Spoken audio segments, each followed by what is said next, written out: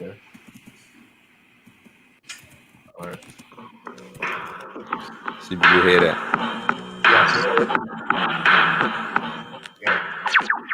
All right.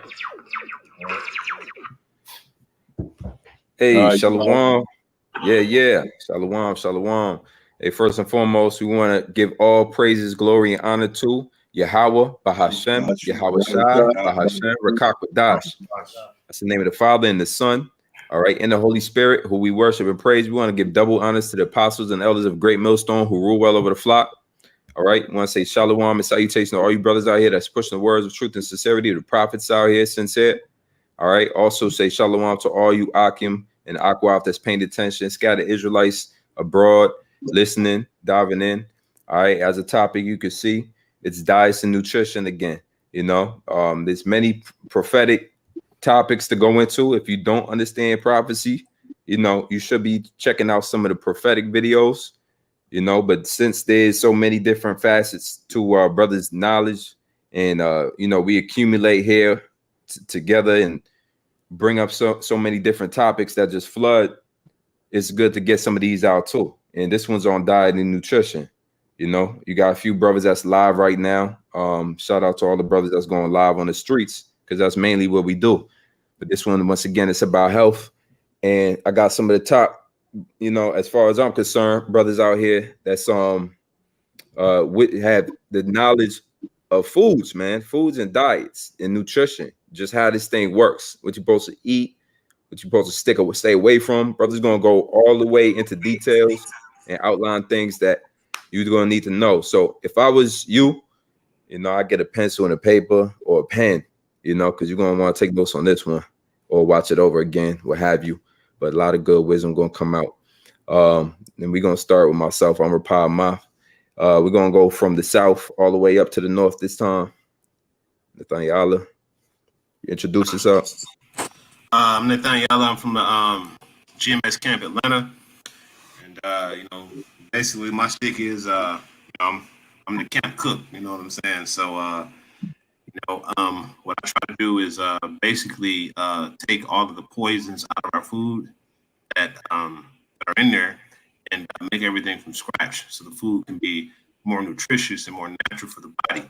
You know, That's dope. yeah. So that's pretty much what I do. So you know, I put a lot of work and a lot of effort into the food because what they say is you are what you eat, and that's very true. You know what I'm saying? So if all you're eating is poison and foods that change the natural condition of the body, eventually over time you start developing debilitating diseases like insulin resistance and you know, diabetes and kidney problems and heart problems and calcified arteries and things of that nature. And all of those things come from what you're putting in your mouth on a day-to-day basis. And these things are actually pushed upon us by, of course, our enemy, you know, and primarily things are targeted toward Jake. And there's a lot of confusion out there about nutrition and how different foods actually affect the body. Nathaniel, real quick, brother, can I stop you real quick? I just want to introduce everybody who on the panel real quick. Man. No, you all good, brother. We gonna get into it. I know you fired up. All right, who else we got in here? Shalom, Yahweh Shemel Shai Brakathum, Ahmawan Gabar. Lord willing, this be edifying, straight and to the point as always. Shalom. Shalom. I'm Ahmawan, you know, GMS New York. New York City. New York City, brother. All right, and before we get into all of the good edification Nathan Allah got, we want Shammai one to just kick it off. I know he on the time limit now, so we're gonna get him to kick it off as far as everything we need to know about the digestive system, right? It's the you know, it's called a alimentary canal. Starts from the mouth all the way down to the anus, and basically it starts with chewing, which is called mastication. All right, and also peristalsis. And that's a wave-like contraction that brings the food from your mouth to down the esophagus. and is in a wave-like motion and contraction with muscular wall receptive relaxation that propels the food to the stomach, where once it's in the stomach, there's a thing called churning, which takes hydrochloric acid and the food that's in your stomach, and it grinds it. It's called a churning action, and it's moving the food back and forth, right? Which turns the food into a white paste called chyme, and that paste is moved out of the end of the stomach, the pyloric sphincter, into the small intestines. I remember it as Dow Jones Industrial, duodenum, jejunum, and ileum. So once that chyme goes into the duodenum, there's let me get it. Let me take my time. It's the pancreatic duct. It connects with the duodenum, and it's the same place where the bile duct from the liver and the gallbladder joins the duodenum of the small intestine, and they call this the hepatopancreatic ampulla, where the pancreatic juice and bile is secreted into the duodenum, which cause that white chyme to turn brown. That's what gives, waste its pigment, but it's not fully waste yet, because once the chyme is moving through the duodenum of the small intestine, it's all of the nutrients is absorbed through the villi of the small intestine. So this is where you're gonna have the digestive juices breaking down the food, like you had fats, proteins, and other foods that's basically being absorbed through the villi of the small intestine, and then from there it's moving into the jejunum.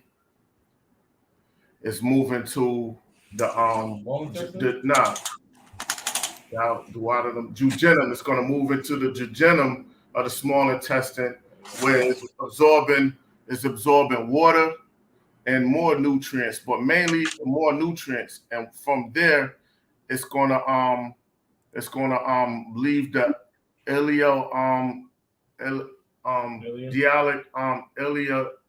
ileocecal valve into the large intestine.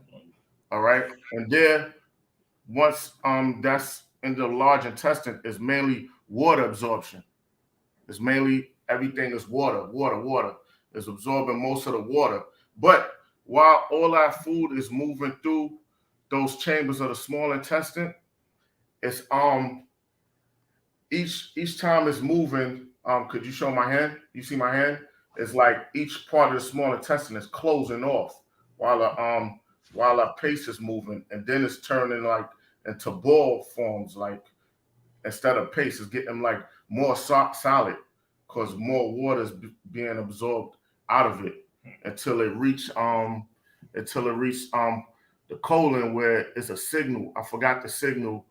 A signal is passed to let you know you gotta remove the waste out of your body. You know what I mean? Come on. Did you want to know? Yeah, add whatever else you have, brother. Let's go. Basically the minerals. This is a book that I have. It's an old book I had. Basic Nutrition and Diet Therapy is by Nick's 14th edition, and it's basically talking about the minerals that your body needs, right? And it's hold on. It's 16 different minerals are needed in our diet, and the minerals, it goes from macro minerals, which are found in large quantities in the body, right, and also trace minerals, which is found in small quantities of the body, right, and those minerals are macro minerals are sodium, potassium, chloride, calcium, phosphorus, magnesium, and sulfur, right? So some of the foods, the sodium is found in, chicken, cheese, potassium, that's fruits, vegetables, chloride, sea salt, olives, the calcium, milk, the phosphorus, nuts, fish, magnesium, legumes like lentils, and the sulfur is found in eggs, milk, and the trace minerals are iron, which is you need iron, and you need iron for a thing called hemoglobin. This is the oxygen molecule that moves oxygen and CO2 through your bloodstream. So basically the CO2 is like this. When the CO2, the way you get the oxygen is from your lungs, and when you go deep into the alveoli sacs of your lungs, there's a thing called a respiratory membrane. This is what oxygen and CO2, it diffuses into the blood. So CO2 is removed from your body, through that respiratory membrane that's in the lungs. Now, the hemoglobin, the oxygen carrying molecule, it carries iron through your blood, right? And also you can find this iron in like red meat, salmon, you brothers know. Zinc also, that's red meat and kale. Iodine, is in eggs, chicken, seaweed. Selenium, that's in Brazil nuts. Copper is in nuts and seeds. And fluoride, I'm not talking about the shit that they put in the toothpaste. I'm talking about the fluoride that's in grapes. You know what I mean? Chromium, that could be found in broccoli. Molybdenum, I know I'm probably pronouncing that wrong. That's in leafy veggies, black-eyed peas, and lima beans, and manganese, that's in nuts, seeds, hazelnuts, pecans, and brown rice. And you had asked me a question, what do the minerals do in the body? Yeah. They regulate the body processes like sodium and potassium, that's for nervous system function. The selenium works with vitamin E as an antioxidant, which prevents cell damage by oxygen. The liver deals with vitamins and the minerals. That's like it filters it. That's why the doctor would know if someone's using like drugs, like if they're using narcotics like oxycodons or whatever. Even if they clean their system out, it'll be like it'll be like something wrong, like your liver is like enlarged. So they'll know you're doing something you're not supposed to do because the liver filters it out. The sodium is muscle action like water balance and digestion. Potassium, that's muscle protein, nerve impulse, energy production, and also release on insulin from the pancreas. So potassium helps that. And the insulin, that's the hormone produced by the pancreas. It allows for glucose absorption in the cells. So if someone's diabetic, they'll have that insulin lingering in the bloodstream. Now, the chloride is a chemical form of chlorine in the body. It maintains water and acid-base balances in the body, digestion, respiration, and it's also an element of hydrochloric acid in the stomach. The calcium is for blood clotting, muscle and nerve action, and metabolic reactions, secretion of insulin by the B cells of the pancreas. Now, phosphorus is for the energy molecule, like your body, the energy that makes you like do work when you work in construction or whatever. That's ATP, that's adenosine triphosphate. That's like a nuclear reaction of energy in your body, and it's in the powerhouse, the mitochondria of the cell, and it's metabolism is like that's the sum of chemical reactions. So you have anabolic metabolism and catabolic. The catabolic, it will break down that's something that will break down glycogen and the glucose, because that's the primary energy your body uses. The secondary would be like protein and fats. So that's when they say, the apostles and all the I can be like, yo, it's gonna be people starving and their body gonna feed off itself, because the next sources, if that primary is not available, your body feeds off itself. So it's gonna go to get that protein that's stored. It's gonna go to get that those that fats from your body. And the metabolism is the sum of chemical reactions in the cell to maintain life. So this occurs in a powerhouse, that's the mitochondria in the cell. And there's two types of metabolism, like I mentioned, catabolism and anabolism. And the anabolism, it builds proteins from amino acids. The catabolism, it breaks down glycogen into glucose. And they also call it the Krebs cycle because it's energy production in the cell. So once again, ATP is adenosine triphosphate. That's the energy molecule that gives your body energy to do work. All of this, it takes energy. So that process of your food, the nutrients being absorbed, it is built to make that like calories is heat energy, and they call it K calories in a body, and that's it uses that ATP, adenosine triphosphate, right? And once again, glucose is the primary source of energy. Brothers know that. Protein is the last source of energy, and the body only breaks down protein for energy when glucose and fatty acids are in short supply. Glucose is stored in the liver for later use. Like that's a storage. If your body don't need it at the moment, it stores it. And magnesium, the other mineral, that's for it makes proteins break down for energy.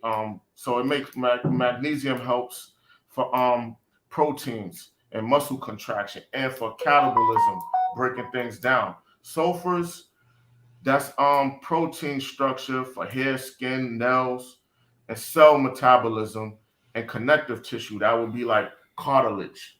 And now the iron is stored in the liver. That's another mineral. Iron stored in the liver and the spleen. It's in red blood cells, because remember we mentioned hemoglobin that transport oxygen and carbon dioxide. Zinc, it helps with wound healing and healthy skin. And the white blood cells in the immune system. Now the iodine, that's another mineral. That's for basal metabolic rate. That's the number of calories you burn as your body perform basic life functions, like, and thyroxine produced in the thyroid gland. So thyroxine is produced in the thyroid gland, and this helps with that basically the number of calories you burn in your body, that heat energy. So selenium, it protects the cell membranes, and you need the cell membrane because that's like a city that's protected from. You have your city walls that protects, yeah. And that the cell membrane is mainly like cholesterol, because remember, oil and water don't mix, right? So copper, that's energy production, hemoglobin synthesis. So that helps with the hemoglobin, synthesizing hemoglobin, copper. And fluoride, I'm talking about not the fluoride in the water, I'm talking about the fluoride that's in grapes that helps prevent cavities, to strengthen your teeth. Chromium, that stimulates the action of insulin, and you need insulin. Molybdenum, I might be spelling that wrong. That prevents toxins from building up in the body. Manganese, that helps the body form connective tissues, bones, and blood clotting. And I think pretty much that's it. But you could get like more detail with the body system. This is Anatomy and Physiology, Bio 110. Just bear with me. I'm gonna get the author of the book when I get the chance, when other brothers start speaking. But The author? yeah, it's somewhere in there. Because when I was in school, they would hide the true author of the book, because you got a thing called test banks. That's what each textbook is like. You could study a textbook and fail an exam because each textbook is written like different, even though it's the same thing, it's written different, and they word it different to trick you up. So the teachers have a thing called like test banks. So they try to get students from like finding out the text banks, which I found the shit out anyway. But yeah, because they know like only true people that read textbooks should be like PhDs.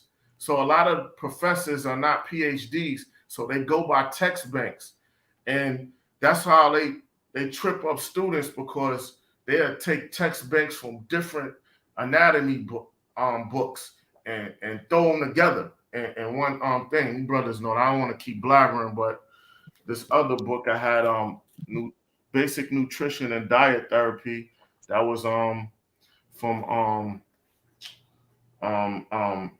Nick's, and that's a 14th edition. That's probably an old edition. And I had the other source for minerals, and that's by Wendy J. Dahl. That's Dahl and R. Elaine Turner, and that was and you could just look that up as facts Yo, of minerals, huh? Yo, Sha, let me bring out some scripts real quick, bro. Huh. Let me get the water, bro. The water for that. The water for that. You know, because everything always goes back to our main source. You know, I'm glad you brought out that book. You know, it all goes back to the main source, right? Because we're supposed to know this, man. This is for our edification. Understanding how different herbs work. I mean, understanding how different minerals, herbs work, right? You're supposed to be you could be educated in these things, right? It says Psalms 107:9, for he satisfied the longing soul and filleth the hungry soul with goodness, right? We understand that hunger is even more than what it's talking about, food, physical food. It's a figurative language for this truth as well. But you see how diet and nutrition goes hand in hand with a lot of figurative language in the scriptures, right? Psalms 132:15, I will abundantly bless her provision. I will satisfy her poor with bread. And so the Lord going definitely look out for Israel. You know, a lot of us is worried about what's going to happen in the time of Jacob's trouble. However, the Lord always told you that he's going to feed us and give us that food, all right, and sustain us through. I'm thinking of a scripture, but I can't quote it off the top of my head. Yeah, Yazian, you know what I'm thinking about? What's up? Let me see. But what was that scripture? Say one more time, Salakia. You know, just about feeding us when in time of Jacob's trouble, that we will eat. Oh yeah, right. Yeah. My servant shall eat. I got you. There you go, my service. Isaiah 45. 45. The water. Yeah, just read it real quick when you get it. Let me grab this Bible up. There was one in Job 2, right? Job 5 had to talk about famine. There was another one. Yeah, Job 5:22. Yeah, because hey, a lot of what the brother just went into, your diet, all your organs that's sustained by these minerals that you get, or lack of minerals, a lot of it, and the brother Nathaniel Allah really gonna go into it as well. A lot of it, when you lacking these minerals, man, you're not gonna think right. You're not gonna have the energy to think right. One of the first things that shuts down through a famine are your organs. And yes, of course, your body starts eating itself according to Lamentations. We understand that you start to pine away, right? Your stomach starts to consume everything around it, you know, the stomach acids and whatnot. But the Lord gonna sustain us. Y'all got that? Yeah. Shall eat. All right, go ahead. Yazian, go ahead first, bro.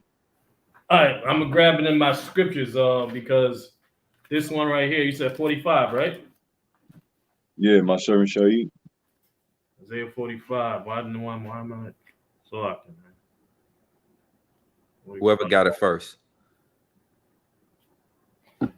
Well, when you get I'll pull it up real quick. I'll pull it up. Yeah. I'm sorry, bro. 65. I'm sorry. 65:13. No doubt. 65:13. 65. Isaiah 65, verse 13. Right. It says, therefore, thus saith the Lord Yahweh Bashem Yahushai, behold, my servant shall eat, but you shall be hungry. Behold, my servant shall drink, but you shall be thirsty. Behold, my servant shall rejoice, but you shall be ashamed. Yeah. Yeah. Right. And we understand that this is the time of Jacob's trouble. The Lord has already set up a time or determined the time, which means to determine means to terminate. All right. It's already a time that he has designed to be the end of you, the end of your time.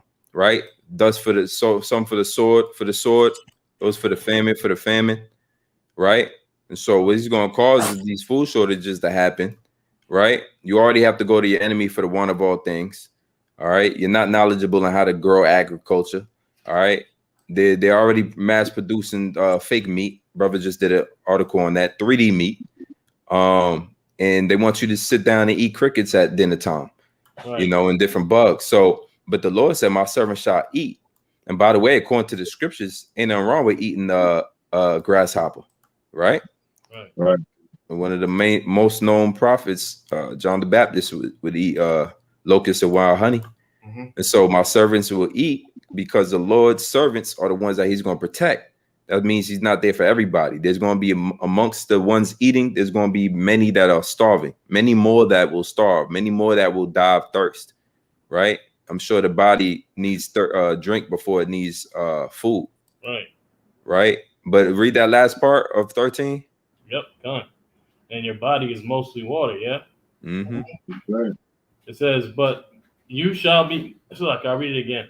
And part of my voice, I'm It's all right. overcoming some bullshit. It says, therefore, thus saith Yahweh Bashem Yahushai, behold, my servant shall eat, but you shall be hungry. Behold, my servant shall drink, but you shall be thirsty. Behold, my servant shall rejoice, but you shall be ashamed. Yeah, and but you shall be ashamed. So that shame is going to cover all of them, man. The shame is going to cover everybody that denies their heritage. All right, denies their heirship, which is your sonship, your adoption back to the Lord. Your denial of that will cause you to be ashamed when you can't eat and drink anymore. Food shortages. All right. Severe outages of food. All right. A lot of the power outages, if that happens, how is your food going to last through a few days without being frozen? All your frozen foods, all your stored foods, after 2, 3, 4 days, your refrigerator dries them up. And that's another way in which you would be out here starving. But not to veer off too much off topic, I wanted to finish this out so that the brother could jump up. Ahmawan, you was good on that, right? Probably a little more. Yeah, I sped up on that because I didn't want to keep. It's all good. We got it. Yeah, we're gonna flow. We're gonna flow with it. This is on verse 25, Psalms 136 and 25. Who giveth food to all flesh, for his mercy endureth forever. All right, so we understand it's the Most High we getting this sustenance from. We never hesitant to remember that. Right. All right. His mercy endures forever, meaning the Lord is going to continue to be merciful towards us by sustaining us with that food and then teaching us which foods to eat and stay away from. Psalms 145 and 15, the eyes of all wait upon thee, and thou givest them their meat in due season. Thou openest thine hand and satisfy the desire of every living thing. So there it is. How you get your satisfaction? From eating. Okay. Right? I got something else. Right. Let me finish this out. You got some preset? In a minute. Hold on. Yeah, go. Yep. Let me finish it out. Psalms 147 and 7. Sing unto the Lord with thanksgiving. Sing praise upon the harp of our power. So, verse 14. He maketh peace in thy borders and filleth thee with the finest of wheat. All right. Ecclesiastes 3 and 12. I know that there is no good in them but for a man to rejoice and to do good in his life. It says, and also that every man should eat and drink and all good and all the good of all his labor. It is a gift of Yahweh. So that's what we're dealing with, man. The gift of the Father, which is, the sustenance that we could rely on, man. And the brothers is getting into all of the excellent different foods that the Lord has given us. Hey, bro. Go ahead. I got something real quick, bro. Matter of fact, let me get Job, and then I got an example of something because I just kind of looked into this, and it's heavy through the spirit. But let me go to Job. What I say? Job chapter 5 and verse 19. 19 on down to 22. Because when that time comes, Abarat is our Lord willing. Us brothers out there that have been enduring, doing the work, presenting our bodies, living sacrifice, giving diligence to make our call and election sure, and just pushing, getting down for our crown and do, because this is our reasonable service. Lord's will, when that time comes, we're gonna be fed, just like how how the Lord took care of us in the wilderness. And I want to bring up that example because it's gonna be another wilderness-like event to take place. A lot of Israelites are gonna die down. So this is Job chapter 5 and verse 19. He shall deliver thee in 6 troubles, which 6 troubles represent like Jacob's trouble, the time of affliction, which we are approaching at right now. In 7, there shall no evil touch thee. The 7 evil or the 7 troubles is the ICBM destruction. Psalms 91. All right, only with thine eyes shalt thou see the reward of the wicked. Verse 20 says, in famine he shall redeem thee from death. So brothers going to be taken care of in the time of famine. And guess what? The Lord is going to supply our body with what it needs, nutritious foods. All right, ain't gonna be no. Somebody got to mute their camera. Or their audio. So the Lord is going to provide food, that's beneficial to the body to sustain the body in that time. Ain't be no Lay's, potato chips, and bullshit. The Lord's going to provide us with what we need. And I'm gonna get an example in the book of Exodus. It says, in famine he shall redeem thee from death, and in war from the power of the sword, which the World War III is going to be by the way of ICBM missile.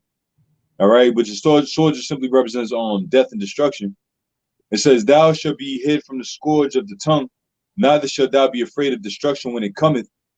At destruction and famine thou shalt laugh, neither shalt thou be afraid of the beasts of the earth. So during the time of destruction and famine, brothers are going to laugh. Why is brothers going to laugh? Because brothers are going to be eating. All right, the Lord is going to perform miracles somewhere, somehow. Brothers are going to be eating. And real fast, I want to get Exodus chapter 16 and verse 13. And it came to pass that at even the quails came up and covered the camp. And in the morning, the dew lay round about the host. All right. And this goes back to the wilderness. The Lord fed Israel with quail. All right. Which quail is a lawful bird like poultry to eat. And real fast, I looked up, typed in the health benefits of quail. It says, compared to eating chicken, eating quail is better for you because quail meat is high in vitamin C and iron. Which, think about it, if you wander in the wilderness for how long, you will need vitamin C. You will need that iron. All right, Shemaiah, the priest, he done went into how iron and vitamins and vitamin C, which would be considered micronutrients, all right, which is essential for the body, how essential it is for you. We need iron, we need vitamin C. Iron is good for the blood. Vitamin C, we need vitamin C. If you ain't getting vitamin C, and Sunny D is not going to give it to you. Sunny D is just packed with sugar. All right. You could get it from other sources, lemon, garlic, oranges, or you could take a supplement to add on more. But anyway, it says quail meat is higher in vitamin C, is better for you. Quail gives you vitamin A, whereas chicken does not. And quail also gives you more minerals and amino acids than chicken meat. And that's heavy because Jake loves chicken. Jake think chicken is the most healthiest thing. Chicken breast, grilled chicken breast is the most healthiest thing. But here it is right here, right now. The Lord gave Israel quail to eat in the wilderness. Vitamin A. Real fast. I know Shemaiah he a scientist. He could buzz down the mass benefits of vitamin A in the heartbeat. Let me see. I'm gonna just pull it up real quick since I'm already here.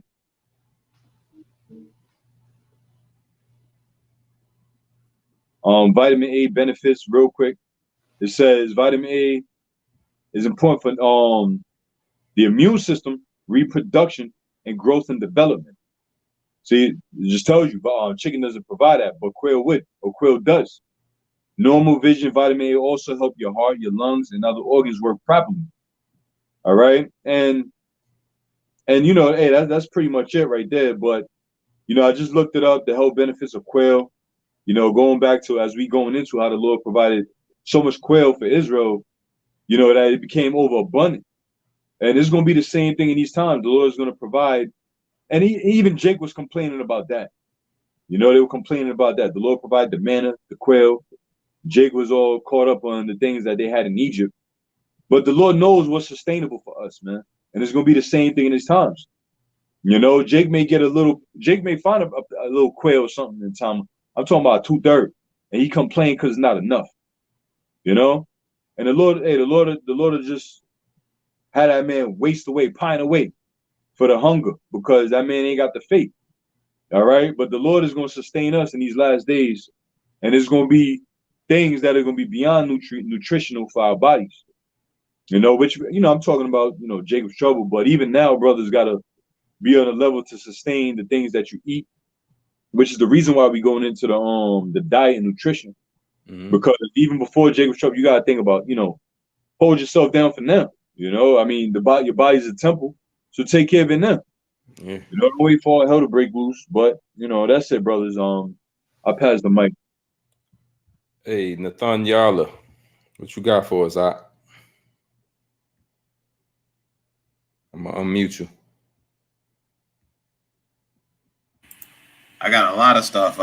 You know what I'm saying? I don't know where to start first, but let's get it. You know, we can just start from the beginning.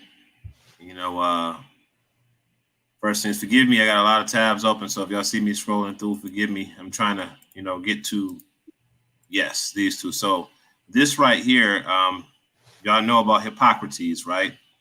And he wrote a statement, you know, just going into nutrition, and it said, I'm just going to read the first sentence. And it says, let thy food be thy medicine, and let thy medicine be thy food. Okay, now with that being said, what you put into your mouth is the most vital thing for your body. And, you know, what I've learned over the course of a few years is that you cannot allow other people or companies to decide what you put in your body and how, if you know what I mean. Like basically, like when you go to the store and you buy bread, you're just thinking you're buying a loaf of bread, but what you're really buying is a loaf of poison because of all the ingredients that are in the bread. But you never paid no mind. But then after a few years, you start developing health conditions and you don't understand why, you know, because the food is literally poison. Now, I wanted to bring out a precept before I really got into it. Let me bring out my blue letter real quick. If it'll pull up. All right, well, my computer acting so I'll just pull it up on my phone. But this is Ezekiel 4:13, and it says, and the Lord saith, even thus shall the children of Israel eat their defiled bread among the Gentiles whither I have driven them. So, you know, all of our food here is defiled, and we're about to get into it. Okay. Now, the medicine is defiled. The food is defiled. Everything is poisonous in this society. If you go directly to the grocery stores and things of that nature to get your food, you have to be very mindful of the ingredients. You have to know what's on the back because the majority of that stuff is poison. So the next thing I want to get is this guy right here. So this guy right here is Rockefeller, right? John Rockefeller. And this guy, man, this dude just looked like a straight demon. But it says how Rockefeller founded Big Pharma and waged war on natural cures. Okay. So I'm just going to read some of it. It says Western medicine has some good points and has some and is great in emergencies, but it is high time people realize that today's mainstream medicine, Western medicine, and allopathy, with its focus on drugs, radiation, drugs, surgery, and drugs, and more drugs, is the foundation. Is foundation a money spinning Rockefeller creation.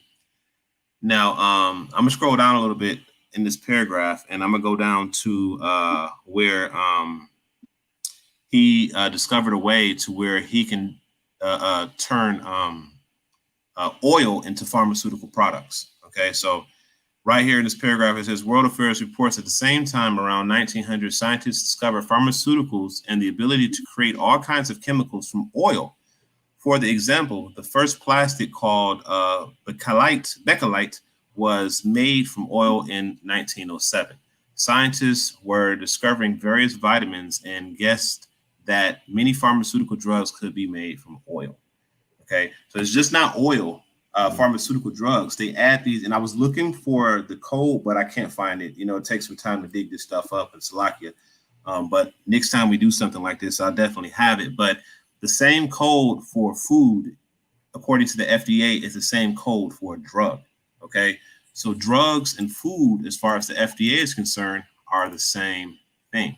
You see, so you have to be mindful of the food that you put in your body. So we're going to start off with one called Red 40. Now, they put red dye 40 in just about everything that has color. And it's one of the most widely used food products that you can put in your food. Put in your stuff. And it says red dye 40 is a systemic color additive or food dye made from petroleum. So what do you think drinking petroleum would do to your body over a period of time? Okay. And it says it is one of the 9 certified color additives approved by the FDA, Food and Drug Administration, for the use in food and beverages. It is also approved as a food dye for use within the European Union. And let's go down to some of the side effects. I think this is it.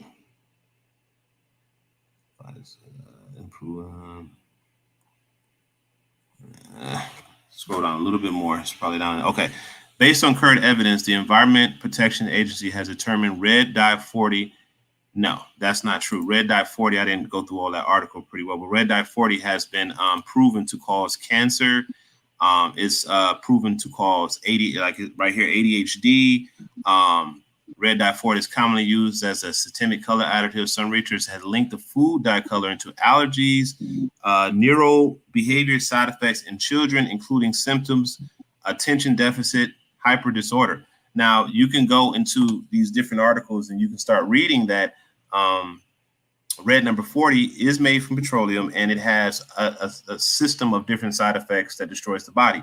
Now, where can you find red 40? Well, anything that's red.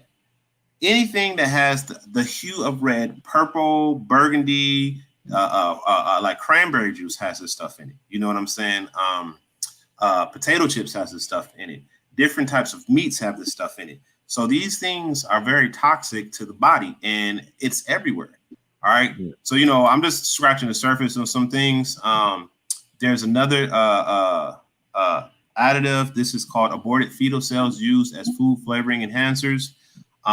This company is called Simonex, and it says, I'm going to just scroll down to here. It says hex cell, human embryonic kidney 293 cells is often referred to as HEK 293. 293 cells or less precisely as HEK cells as specific cell line originally derived from human embryonic kidney cells grown in tissue cultures. HEK 293 cells are very easy to grow and transfect very rapidly and have been widely used in cell biology research for many years. They also used by the biotech industry to produce therapeutic proteins and viruses for gene therapy. So here's some of the products that they put this stuff in. All PepsiCo drinks: Sierra Mist, Mountain Dew, Root Mug, root beer, Ocean Spray beverages. So if you like cranberry juice and different things of that nature, it's in there. Seattle's Best Coffee, Tazo beverages, Aquafina water. So for people who like Aquafina, you're drinking freaking kidney DNA. Double shot energy drinks, Frappuccinos, Lipton iced tea and other beverages, Propel beverages, Sobe beverages, Gatorade, Fiesta Meridian beverages, Tropicana juices and beverages, Kraft, Black chewing gum, Bubbaloo bubble gum, Bubblicious bubble gum,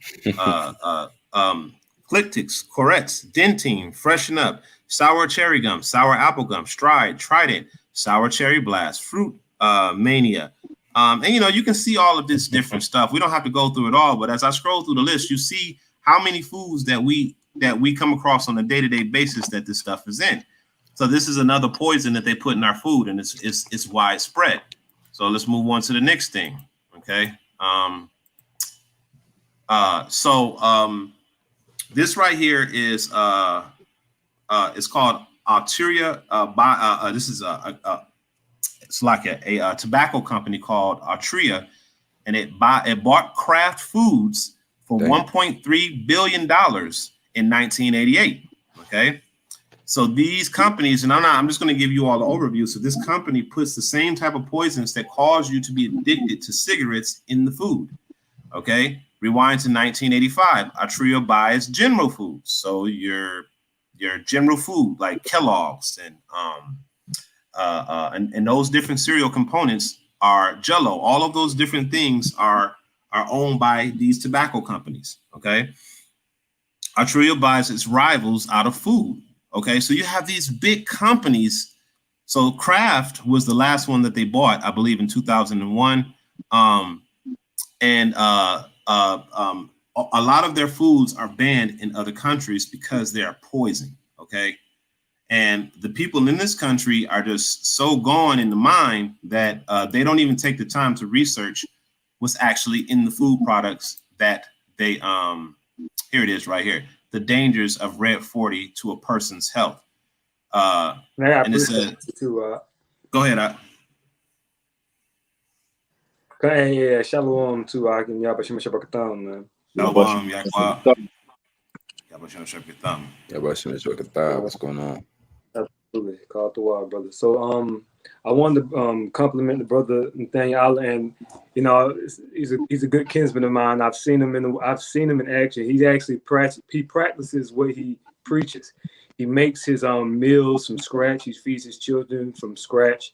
He makes his dough, his bread from scratch. The brother juices, and basically what we're seeing here is even though it's a social norm in our society to consume these things, and we're such in a rush, if you do it, you're gonna lose though. We really can't afford to put these things in our body because, like the brother said, they're poison. And whether it has an immediate effect on you or long term, it still have an effect on you. So this is it's the book of Isaiah, chapter 46, verse 9. It says, "Remember the former things of old." All right. Now I saw it was a bit of document that was speaking on the grocery store and the makeup of the grocery store now and in comparison to about a century ago or several decades ago. And 90% of what's in the grocery stores now was not there 50 to 60 to 70 years ago. All right. And so what is that? That stuff is synthetic. That stuff is not food, like the brother said. It's actual poison, man. So just a small thing with the drinks. I heard you mention a lot of different drinks, beverages, and certain chemicals that come along with them. It's as simple as spring water. And of course, we understand certain things are still defiled to a certain extent. But when you're consuming water, let it be spring water, and also juicing. Juicing, and the Apostle Gabar goes in on that as well. Juicing is very important. If you want to drink something sweet, if you want to drink some quote unquote fruit juice, all right, well, invest in a juicing machine, all right, because you can buy bulk fruit and you can do it in that format, because in the ancient world it wasn't processed orange juice, it wasn't gas station drinks and all this madness. They had fresh, cold pressed juice. They actually pressed the fruit to for their juice, which was a lot more nutritional.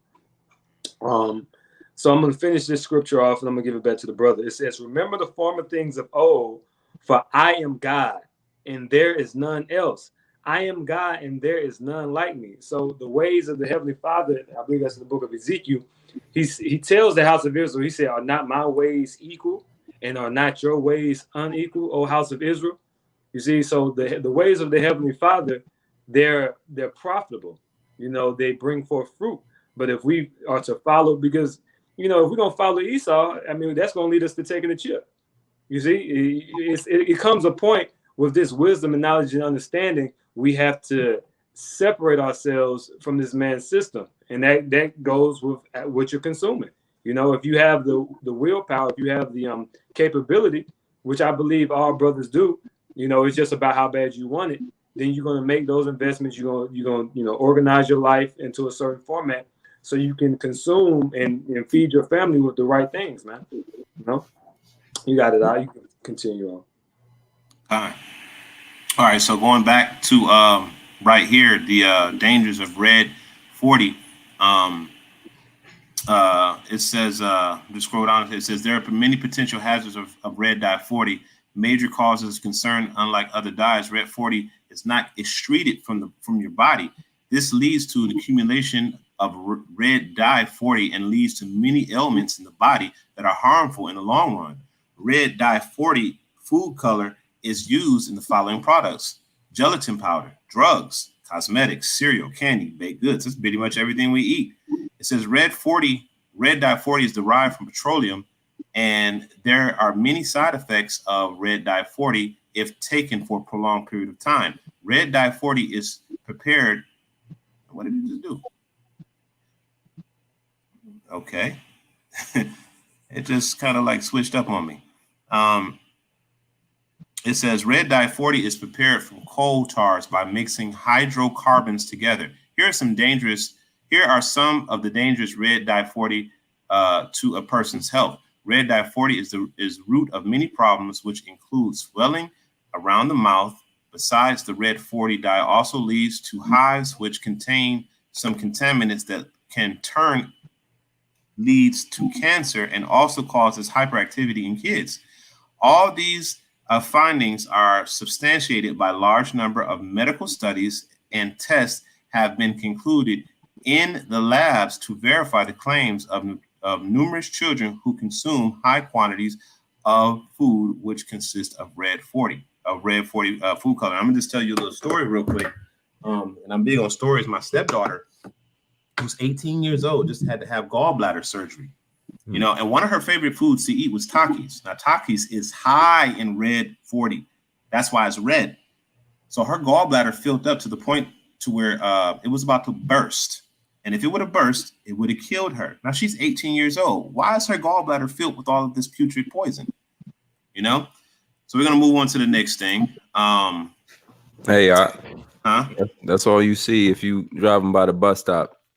You know, my father used to take us, you know, he used to drive me around, and every time at the bus stop, he'd see a 200-pound 16-year-old, and he'd always point her out, look what she got in her hand, the bag of chips. And I mean, they go crazy for them Takis and them hot Cheeto fries, and that's what really Jake is raised up on, that poison, man.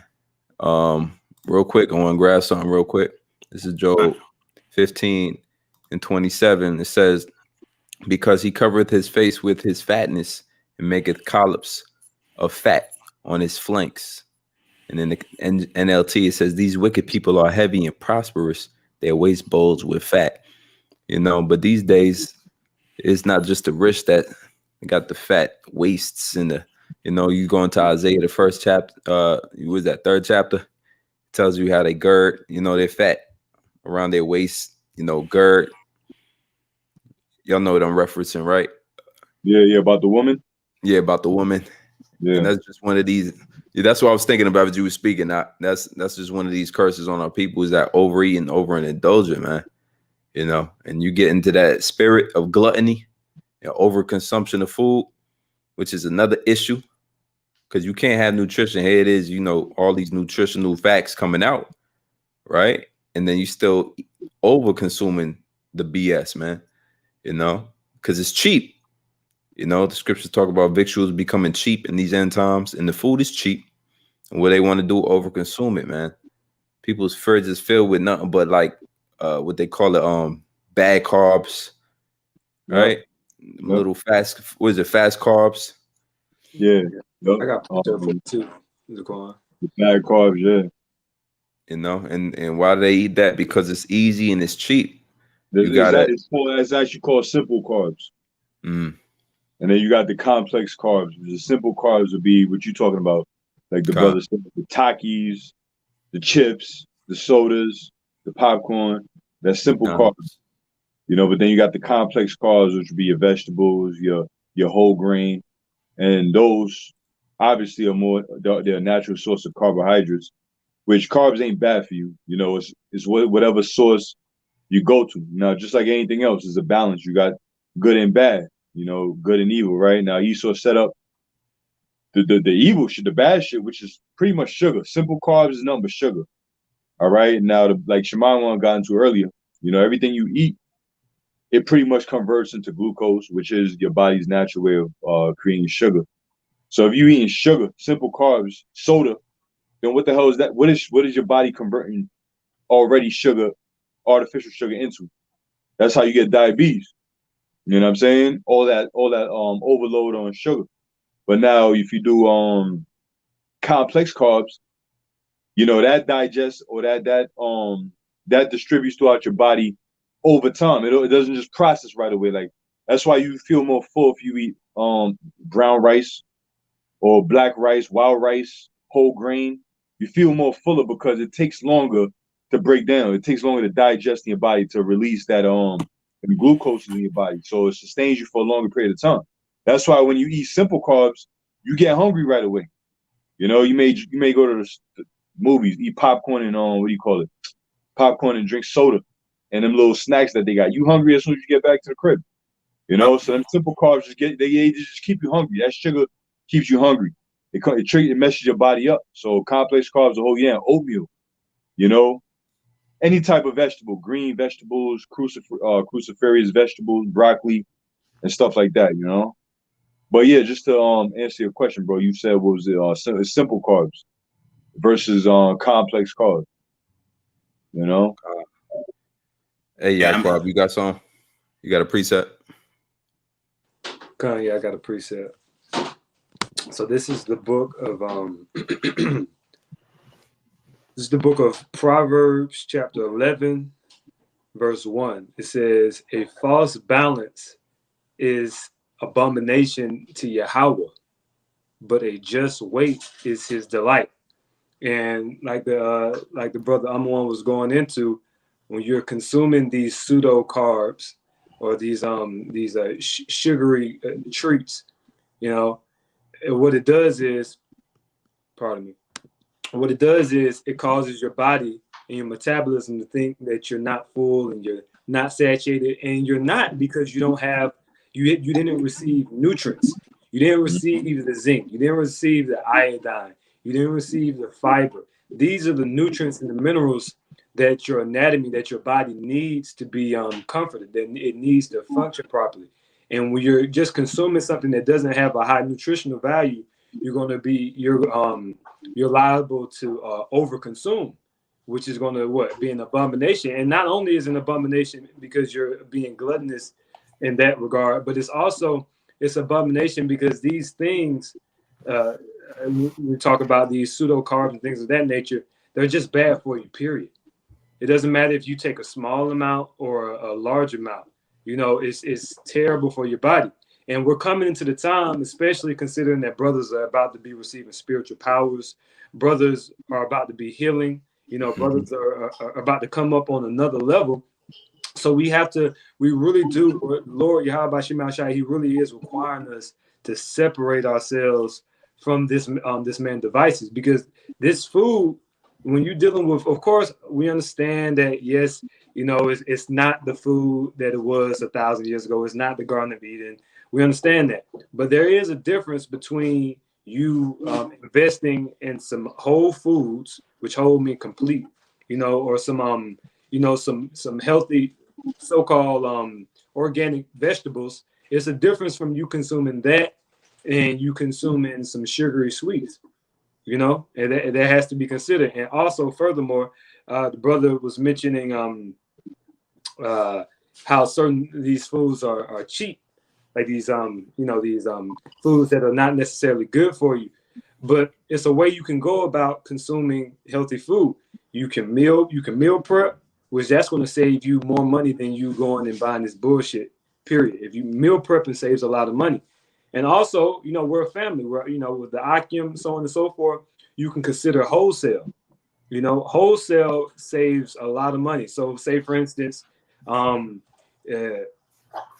can wholesale on, bags of rice and split it up amongst maybe another brother. So a brother have some brown rice for his household. You have brown rice for your household, and you can eat a big 20-pound, 30-pound bag of rice that'll last you a long time.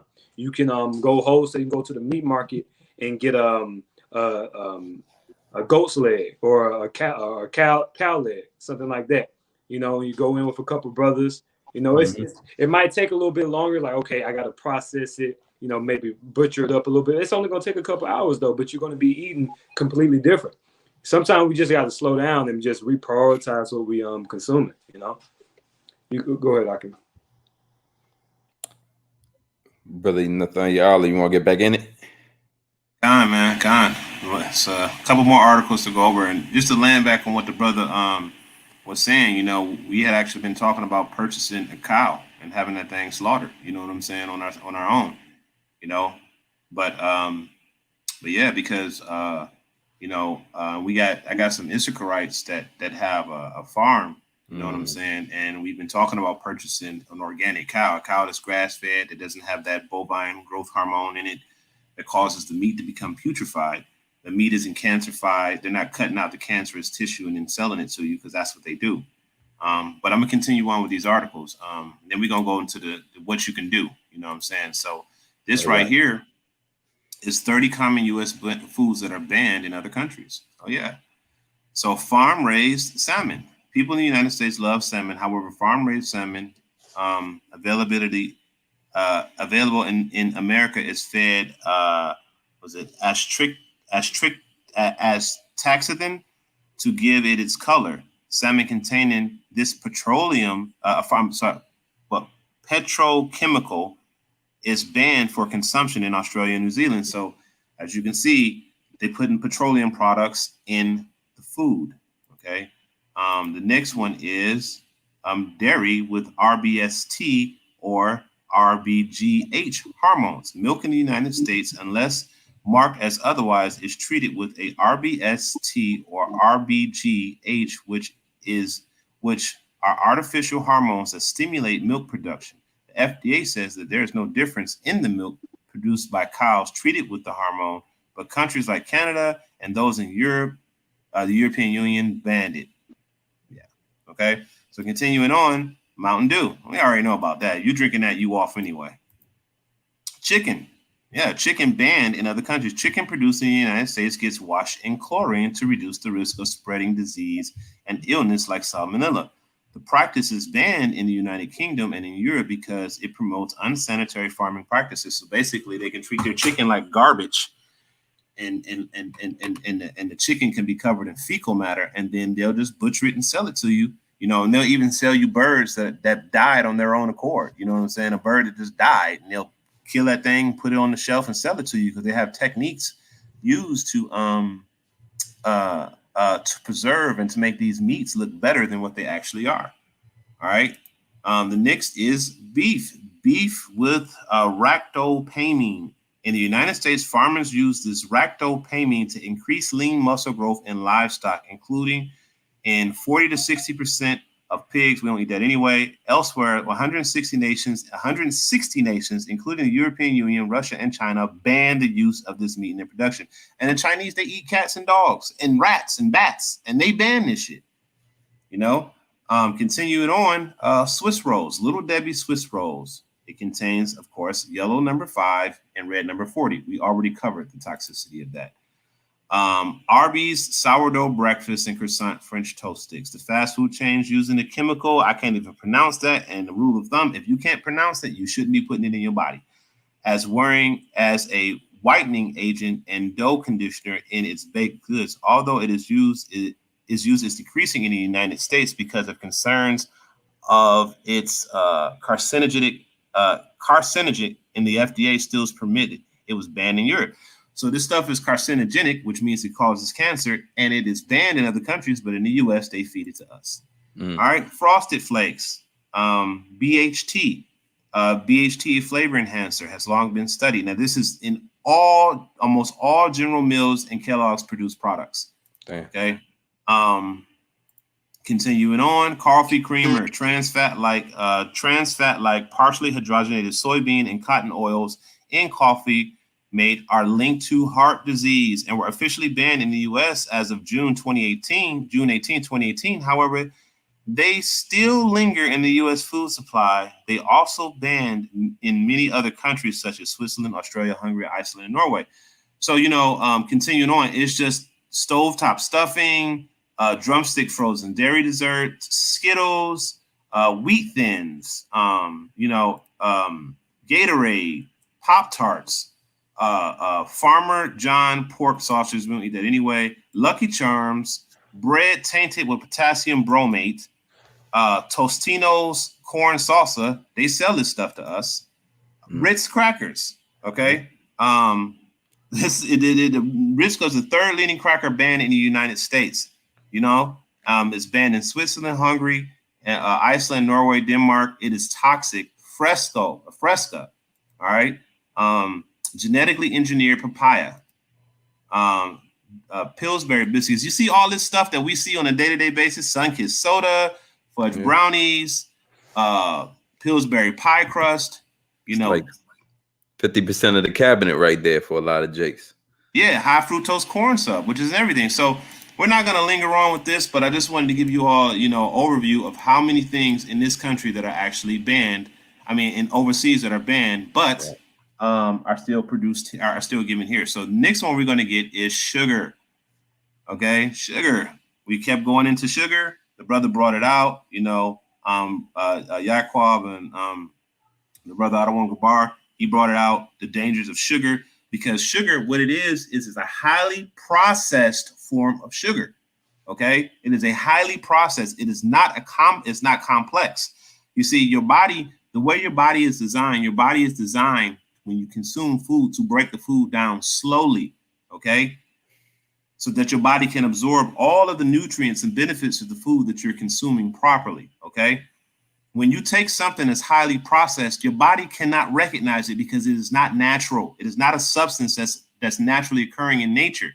When the Lord created man and he created the fruits of the earth, he created them in tangent with one another. So that's why he said that all of the fruit bearing seed is good for meat, because it's good for us to eat. It's good for our bodies. It has regenerative properties in it. What Esau does is he takes all of the things and refine them to the point to where they become toxic. Okay, so the danger, too much added sugar can be one of the greatest threats to cardiovascular disease. Here's how to curb your sweets. So we're not going to get into all that stuff. We're just going to go into where it says, since your body digests food slowly, the sugar in them often a steady supply of energy in your cells. A high intake of fruits, vegetables, and whole grains also has been shown to reduce the risk of chronic disease such as diabetes, heart disease, and some cancers. However, problems occurring when consuming too much sugar is that sugar that is sugar that food manufacturers add to produce products to increase flavor or shelf life. It says scientists have proven that chronic low-grade inflammation can turn into a silent killer that contributes to cardiovascular disease, cancer type 2, diabetes, and other conditions. You see that? Get simple tips on how to fight inflammation and stay healthy. So, sugar is a silent killer. Did you know that a can of Coca-Cola, half of it is liquid sugar? The whole can, half of it is liquid sugar. Now, let me tell you something. If you take the amount of sugar that's in a Coca-Cola and just drink it, you will vomit it up. Your body will not recognize it and your body will vomit it up. What they do is they put a certain chemical inside of the Coke to trick the body into thinking that it is actually something that the body can use. Damn. So then your body keeps it down. That's what they do. You see what I'm saying? So your body is keeping the poison in. So now you're wondering why we have this influx of diabetes, this influx of heart disease, of hypertension, all of these fungal infections and different things that are happening to the body, because things that you were never meant to eat are going into your body. Okay, so we're going to continue on. Wax on fruits. Okay, so when you go to the store and you buy fruit, you notice that it's this shiny substance on the fruit, right? You notice that, right? You see this. What is that? That is a preservative that they spray on the fruit to make the fruit last longer. Well, this wax causes a lot of diseases in the body, okay? Because it is a petroleum-based wax. You see? And it says right here, it says, ignorant is bliss unless you are on a special diet or prefer to avoid eating fossil fuels.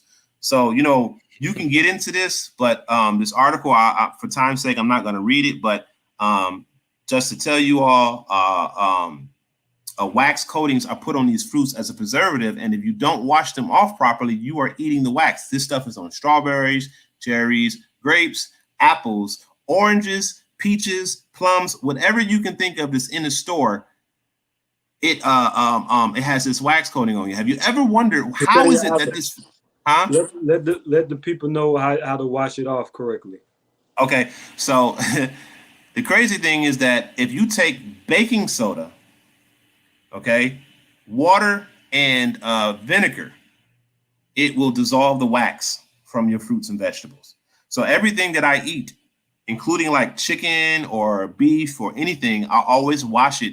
I wash the meats in vinegar, because once you put the meat in the vinegar water, you will start to see the bacteria, the fungus, and the mold separate itself from the meat. Okay, because if you eat that, you're eating the fecal matter from the food being processed in unsanitary conditions. You're eating that. Okay, you're eating the chemicals that are on the food. Okay, so when you soak that food in the vinegar extracts all that stuff, and you can see it in the water. And the same with the fruits. The fruit will actually change color. Not the fruit, but the water will actually change color to like a light brownish color, because the alkalinity of the water is going to cause the oil to dissolve. Okay, so that's how you get it off. But it's better to try to find organic fruits that are not sprayed with the substance in the first place, because truly, if it's sprayed with the substance is going to absorb into the fruit itself. So even if you get all of the wax off, it's still within the fruit itself. So when you eat the fruit, you're eating this poison. Okay, so we're going to close that out. Now we're going to go into some of the health benefits of eating healthy. A healthy diet is typically includes of nutrient-dense foods from all major food groups, including lean proteins, whole grains, healthy fats, and fruits and vegetables, and many colors. Now, I just want to clear something up.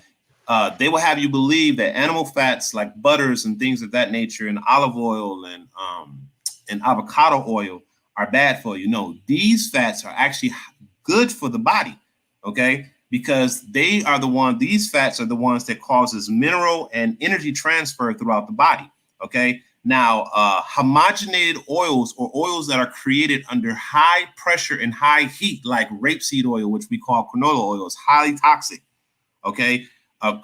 Vegetable oil, which it's not actual vegetable oil. It's made from, I can't remember exactly what it's made from, but it's not made from the vegetables that you and I eat. They just call it that. Cottonseed oil, grapeseed oil, all of these different oils that are created under a high pressure and high heat are very toxic to the body. Okay, so I just wanted to point that out. It says eating habits also include replacing foods that contains trans fats and added salts and sugars with more nutritional options. Now, salt is also a big killer. You know, sodium is too much sodium can do things like clog up your kidneys, okay, and cause high blood pressure and things of that nature, because of the sodium content in the food. Now, you think when you eat food, right? You think that, oh, it doesn't taste salty. It doesn't. No, Esau has a way of making, because he puts the salt and the sugar in the food as a preservative. Okay, these things are preservative to keep the food fresh. Have you ever wondered why a loaf of bread? Now, I make bread fresh. How is it that a loaf of bread that I put in my cabinet will last 2 weeks, but a loaf of bread that I make from scratch will last 3 days? What are you putting in this bread to make it last so long? You see? So I'm going to eat that. My children are going to eat that. And this is why we become obese. This is why we become sick. This is why we have weak immune systems, because of the poisons that they put in the food on the shelf. Okay. It says, now we're not going to get into this. We're just going to get into the whole thing. We're just going to get into high blood pressure or hypertension is a growing concern in the U.S. The condition can lead to heart attack. It may be possible to prevent up to 80% of premature heart disease and stroke diagnosis with lifestyle changes. Now, I just want to get into something. The word diet does not mean, oh, I'm just going to cut back on certain stuff. Diet is a way of life. Okay. A diet literally means a way of life. So when you eat certain foods, that food is your way of life. That is how you're living from day to day. And as I brought out earlier, you are what you eat. Let thy medicine be thy food, and thy food be thy medicine. So if you're eating garbage, you're putting poison in your body. If you're eating pink slime from McDonald's and Burger King and things of that nature and artificially made buns, you're putting poison in your body. This is why we have such, and let me tell you something, Jake is a target. This is why all of these different these different food companies primarily target impoverished neighborhoods. That's why when you go into certain neighborhoods, it's what we call a food desert, because they don't have the nutritionally dense food that you would go out in the Edomite neighborhoods and pick up. You see what I'm saying? So Jake is at a disadvantage. They purposely put certain toxic foods in Jake community, like milk, for instance, like we just read about the milk with the certain chemicals in it. That stuff is shipped out into Jake neighborhoods. You know what I'm saying? And our people be drinking that crap. It says the food people can eat can reduce blood pressure and help keep their hearts healthy. Okay. So we're just going to get into some of this, eating plenty of vegetables and fruits and whole grains. Now, this is really important because fruits, vegetables, and whole grains, especially fruits. Fruits is one of the best things you can eat because fruit contain the fiber and the pectin within the fruit to make you feel full. Okay. Also giving you the same benefits. Got a quick one for you. Go ahead. This is Genesis 1:29. And Yahweh said, behold, I have given you every herb bearing seed, which is upon the face of all the earth, and every tree, in the which is the fruit of a tree yielding seed. To you it shall be for meat, and to every beast of the earth, and to every fowl of the air, and to everything that creepeth upon the earth, wherein there is life, I have given every green herb for meat. And it was so. See? You got it, brother. Beautiful precept. Okay. So let me ask a question, and it's a rhetorical question. When you eat fruits and vegetables, is the fruit alive or dead? It's alive. It's living. It's living. So you're putting living, a living organism into your body to regenerate your body. You see? But when you go out and you eat what Esau has done, you're not eating living. You're eating death. So what happens? What comes with that food when you eat it? All of the diseases and problems that come with it. Okay. So fruits, whole grains, choosing fat-free or low-fat dairy products, fish, poultry, beans, nuts, and vegetable oils. Now, vegetable oils, no, that's not true. Vegetable oils are very toxic and caustic for the body unless it is olive oil, avocado oil, coconut oil, or different types of butters that are organic butters, butters that come from cows. All of these things are good for you. Regardless of what they say, it's good for you. Limiting drinks and foods that contain added sugar. Everything has a ton of sugar. This is why we make our food. I make my food from scratch. Okay. Not only does the food taste 100 times better than buying it, it is better for my body. Okay. Restricting sodium intake to less than 2,300 milligrams per day, ideally 1,500 milligrams per day. We were just talking about the consumption of sodium. All right. So I'm going to get into some things that can help your body.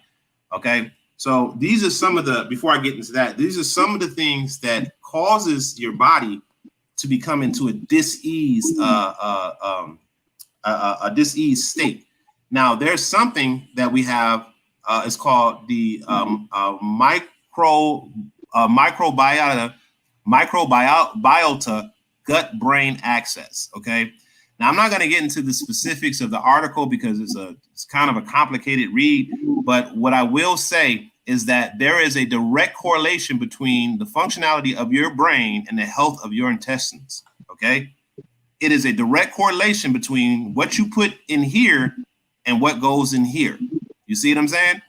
So if down here is messed up here is going to be messed up too. So here you have for instance, schizophrenia. Schizophrenia is when the neural pathways are coated with mucus. Okay, where does that mucus come from? It comes from the bull crap that you put inside of your body. Okay, because none of this stuff isn't being expelled properly out of your body, because most people have at least 10 pounds of poop inside of their stomach, and they eat a whole bunch of toxic foods that clog up their intestinal tract, so they cannot discharge the waste properly. So over time, the poop builds up in their stomach, and then because they have bad gut health, which is the center of the health of the body, right? This is where your intestines is the primary place where all of the health is distributed at. This is where you have the most receptors for vitamin and mineral absorption in the body. This is where your water and your food is dispersed throughout the body. It all goes through your intestinal tract. So if your intestinal tract is unhealthy, the rest of you is going to be unhealthy as well. Now I got a precept, bro. Go ahead. This is the book of Ecclesiasticus, chapter 31, and I'll start at 19. It says, very little is sufficient for a man well nurtured, and he fetcheth not his wind short upon his bed. Sound sleep cometh of moderate eating. He riseth up early, and his wits are with him, which is his mind. Just to add on to what you're saying through the spirit, you know, the gut, the mind and gut health, how they coincide with each other, what you eat, them like you just mentioned, the pounds and pounds of toxic waste, which is the fecal matter, the shit, you know. So sound sleep comes from moderate eating. So moderately eating, and not just moderately eating, but eating the right foods, like you mentioned. Also, diet means a way of life, proper diet. All right. It says he rises up early, and his wits are with him, meaning his mind. All right. So you eat right, your mind will be right. Point blank. Period. You know, you eating, because remember, parasites is another thing. You know, parasites can infest the body and really take control of your body. Parasite is a demon. A parasite can really take over your mind, bro. Mm-hmm. You know, Lord, hey, we probably get into that now or some other time, but parasites is a damn demon. You know, it says his wits are with him, but the pain of watching and chola, which is a disease and sickness, and the pangs of the belly, the pains are with the unsatiable man, a man that doesn't have control over what he eats. So what happens with that man that does not have control over what he eats? He ain't functioning properly. His mind ain't right. All he can think about is eating. And guess what? He's targeting the foods that are high in MSG. You know, like you said, Esau be high in the salt. You know, the preservatives, because we know salt is a preservative. You know, and things that last long, it's got to be high in salt, aka sodium, to have it be lasting that long, giving them long shelf lives. You know, canned goods, high in salt. You know, a lot of things that just last long is just high in salt, sodium. You know, but anyways, you know, just to land back what you're saying, it says, and if thou hast been forced to eat, arise and go forth and vomit, and thou shalt have rest. And that's funny, it says vomit, because you mentioned also too how with the Coca-Cola, because they did a diagram. You know, they showed you a bottle of Coke and how much grams of sugar it had, and they show you actual illustration of white sugar in a cup, a measuring cup, and the white sugar was damn near halfway, if not 4 ounces. No, not 4 ounces, but it was high up there, bro. It was enough that if you swallow back that white sugar, you would vomit. As a spirit, you know you would vomit. That up. You know, yeah, absolutely, bro. Cotton candy ain't nothing but sugar. You know, hey, bro, this diet shit is serious, bro. Matter of fact, let me get one more precept, and I'm gonna let you go on with that. What you're saying, bro? This is the book of Proverbs, chapter. Hold on 1 second. Hold on 1 minute. Bear me one moment. This is Ecclesiasticus chapter 30, and verse 15. It says, "Health and good estate of body are above all gold." So being healthy, you know, having a healthy state of body, a good estate of your body, is above riches. And how does that come? One, by following the dietary laws of the Heavenly Father. You know, that's number one. Number two is having a balance. Because even though the Lord gave us dietary laws, don't mean you can overconsume beef, lamb, you know, things that are edible. Don't overconsume it. There's a balance behind it. And even exercise, which Lord willing, I reply mouth, you know, you said that was going to be the next the next segment of your show eventually was the exercise. But even Right. that comes into play when it comes to the diet. The body functions as a unit. You know, you can't have one without the other, bro. You know what I'm saying? Sleep, diet, health, nutrition, exercise, they all play a major role into making this body functional. And the Lord gave us these things, even though we in his weak, decrepit bodies, there's a level of maintenance we got to keep even still. You know what I'm saying? So it says health and good estate of body are above all gold, and a strong body above infinite wealth. So it's best to have a healthy body, healthy state of mind, because if you have a healthy body, your mind is healthy, you eating right to the best of your ability. Now we know we in hell, don't mean we got to eat shit that hell have to offer. You know what I'm saying? The low grade stuff. Yeah. You know, even though we try to get the good fruits and vegetables and all that, we still gonna get the bullshit. But it's better than eating them fast food, them trans fat, food them fats that change up in your body, clog your arteries, you know, raise your blood pressure, give you diabetes, you know, not having your body to produce its own natural insulin, you know, stay away from them things, man. And that's what this lesson is gearing towards. You know, if you've been following, it says there is no riches above a sound body, a good body, a body that is healthy. You know, no riches can top that, because you can't buy a healthy body. Doesn't matter how much heart transplants you get, how many kidney transplants you get, liver transplants, or whatever type of transplant you're trying to get, it's never going to be the same. All right. Like I was telling a dude on the job today, we was talking about something, but they say 30 years of a bad diet, you can't make up for that in 3 months or 3 years. You know what I'm saying? You can't. It's impossible. You know, it's impossible. You done wore your body out. You done wore yourself out for 10 years, 20 years, but you expect fast results overnight. That's impossible. That's why, again, brother, like you said, Nathaniela, the word diet, it literally means dietero and whatever tongue I forget, but it literally means a way of life. You know, a diet is not just a phase or a segment of your life. Yeah, I'm on a diet. It's really your lifestyle, bro. Now we come short, we fall off. We don't fall off plenty of times. We eat good, and then some shit may happen. You exercising, some shit may happen. You may lose your job, then you home for a couple months. You may get laid off. Now you home for a couple months. Now I was thinking about this earlier too. Working is great. It's good to work. You know what I'm saying? We're supposed to all be working as men, and work actually occupy your time, because without work actually going on a job and laboring, let's say you go out there, you're working for 8 hours. It take you an hour to get there, an hour to come back, and then 8 hours actually working. That's 8 hours just exercising yourself, you know, moving, physically, grinding, whatever. Now, if you don't have them 8 hours, now you got 8 hours idle time at home. Doing what? Sitting on the couch, getting fat, drinking liquor, being bored, doing bullshit, you know? Yeah. So, hey, I use work as a stream of, you know, trying to stay fit to the best of my ability, bro. You know, it's 8 hours that you have to burn. You know, you got to pay them bills, so you might as well, you know?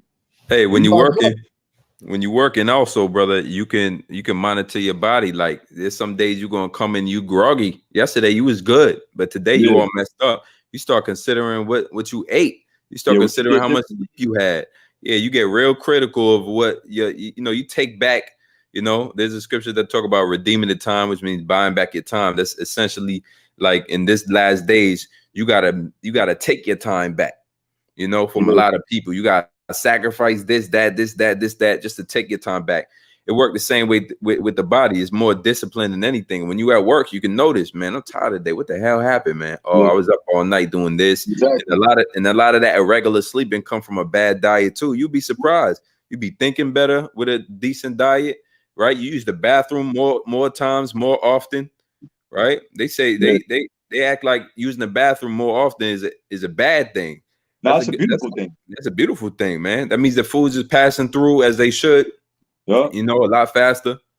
And after you, I got something too. Yeah, no, beautiful points, bro. Shit, beautiful points, man. Like you said, you know, work, you know, going on the grind, which, you know, we gotta work with slavery, whatever, but that's no excuse. It helps monitor your lifestyle. whether you was fucking around the night before and got 3 hours, 4 hours, 5 hours of sleep, you're gonna know. I'm gonna know. Lord, you're gonna know if you're paying attention to your body what you did wrong, and then you know how to fix it. We talked about it already, bro. I personally, if I gotta go out there, the shit I do, I don't fuck with my sleep, bro. I make sure I get my sleep because I know how I'm gonna be if I don't get enough sleep out there. So I try to get enough things done throughout the day. Time management, bro. Time management is another thing that people don't really pay attention to, bro. Time management is important, bro. Manage your time properly. If you manage your time properly, you manage the way you eat, when to cut off your eating point, when to do certain things. Just manage everything, bro. I mean, we're men. Be responsible, bro. Time management, money management, whatever management. You know what I'm saying? Time management is very important, bro, because time management actually organizes your daily structure, so to speak, even with this truth. When you're going to do your videos, when you're going to do your lessons, when you got to go to camp, get ready for camp, go to sleep, eat your food, get your house in order, your kids, your woman, that blah, blah, whatever. Time management is important. That's another thing, bro. You know what I'm saying? Don't just be winging shit 24/7. Don't be winging shit, bro. That shit is like, come on. Hey, you said redeeming the time, meaning buy back the time. Because if you keep fucking with time, you ain't getting that back. You're not getting that back, bro. I always tell people that shit. Time is the one thing you can never get back. So use that shit wisely, bro. Huh? The most important resource, time. Come on, bro. You ain't getting that back. You ain't getting that back. Let me finish that up, and I'm gonna pass the rock, man. It says, verse 17 in Ecclesiastes 30:17, death is better than a bitter life of continual sickness. Come on, bro. Esau promotes that sickness. All right, Esau, everywhere we go, bro, it's like death is in front of you. The book of Psalms, though I walk through the valley of the shadow of death. I mean, that's on every level. The way you think, the way you eat, the sins we commit, shit. Esau, we Jake, bro. I be talking to elder brother Yakwa about this, man. The kingdom, I love eating, bro. We love eating. We Israelites, we love to eat. And the kingdom, we don't have to worry about getting fat, being overweight, getting sick, getting the niggeritis. All right, we're gonna eat and be sustained, bro. We're gonna be, bro. We're gonna be able to eat all day, drink, and not have to worry about no goddamn gut hangovers, heart attack, high cholesterol. You know what I'm saying? But in this society, Esau purposely put that in front of us because it's a slow kill. The scriptures tell you that we're gonna eat poison, or eat our fruits or food defiled among the Gentiles, man. We shall eat poison and live. And that's literally what we're doing because of this truth's sake. All right, because we got the word to push. The Lord knew we would be eating shit. That's why he told Ezekiel to eat man's dung. But he didn't eat it. Ezekiel was like, Lord, I ain't never eaten nothing so vile in my life. So the Lord lowered it down, gave him a lesser sentence, and have him eat cow shit. Which is way better than eating human shit, but we might as well be eating human shit. That's why I pray over your food, man. Sometimes don't even question it. Just, Lord, have mercy on my soul, and then eat your shit, bro. You know what I'm saying? Hey, Jay be like, yo, this shit tastes good. Nigga, you probably really eat shit, and you don't know. Yeah. We in the worst case scenario, bro. I got something for you too when you're ready. Yep, it says death is better than a bitter life of continual sickness. Now let me jump down to verse 25, and I'm gonna pass it. It says, a cheerful and a good heart will have a care over his meat and diet. All right, so a cheerful and a good heart, a cheerful mind. This truth should bring you in a state of cheerfulness and a good heart. Because that there's life after death. All right, there's life after this. That this ain't the end all be all. All right, the end of our life ain't McDonald's and Wendy's. It ain't. All right, or fast food or whatever, a quick fix, because that's all it is. You know what I'm saying? That ain't the end all be all, man. A good and cheerful heart will have a care over his meat, the things that you eat. You watch what you eat, even though it's lawful, doesn't mean it's expedient. Paul said that, right? All things are lawful, but not all things are expedient, right? Okay. Now, you can apply that to the food. It's lawful. Right. Should I eat 10 burgers? Should I eat 10 hot dogs, beef hot dogs at a cookout? Should I drink unlimited sources of Budweiser, Yayan, because it's lawful? No. Think about it, man. You know what I'm saying? Have a a conscience, man. You know, what you eating. You know, easier said than done. You know, we all fall in and out of that lifestyle and that slump. But we practicing, bro. We rehearsing. Scripture said rehearse a righteous act, but we rehearsing it, bro. You know, we may fall off, but we talking now. We may find ourselves in a bad situation where we fell off on our diet. Now we got to get back on it, right? It happens all the time. You find yourself gaining more weight. Damn, I fell off. Well, now you got to get back on. That's just how it go, bro. We in fucking hell. So it said, cheerful and a good heart will have a cure over his meat and diet. Diet, like the brother brought out, Nathaniel, a lifestyle, man. Think about your lifestyle, and literally means a lifestyle, meaning a lifestyle is long term. All right, a lifestyle is long term. It ain't short term. It ain't I'm gonna go on a diet for a week and then I'm gonna hop off. No, that shit's supposed to be in your mind, embedded in you for the long run. You know, what they say? What's the saying go? Shoot for the stars, you're gonna reach the moon, or shoot for the moon, you reach the stars, one or the other. You know, set your standards high, and then you're gonna, you know, supersede your expectations, so to speak, man. It's that simple, bro. All it takes is discipline. That's it. And when you get into that rhythm, man, you don't even want to break it. You don't even want to break it, man. You know? But yeah, I got it. This is Psalm 69 and 18. Draw nigh unto my soul and redeem it.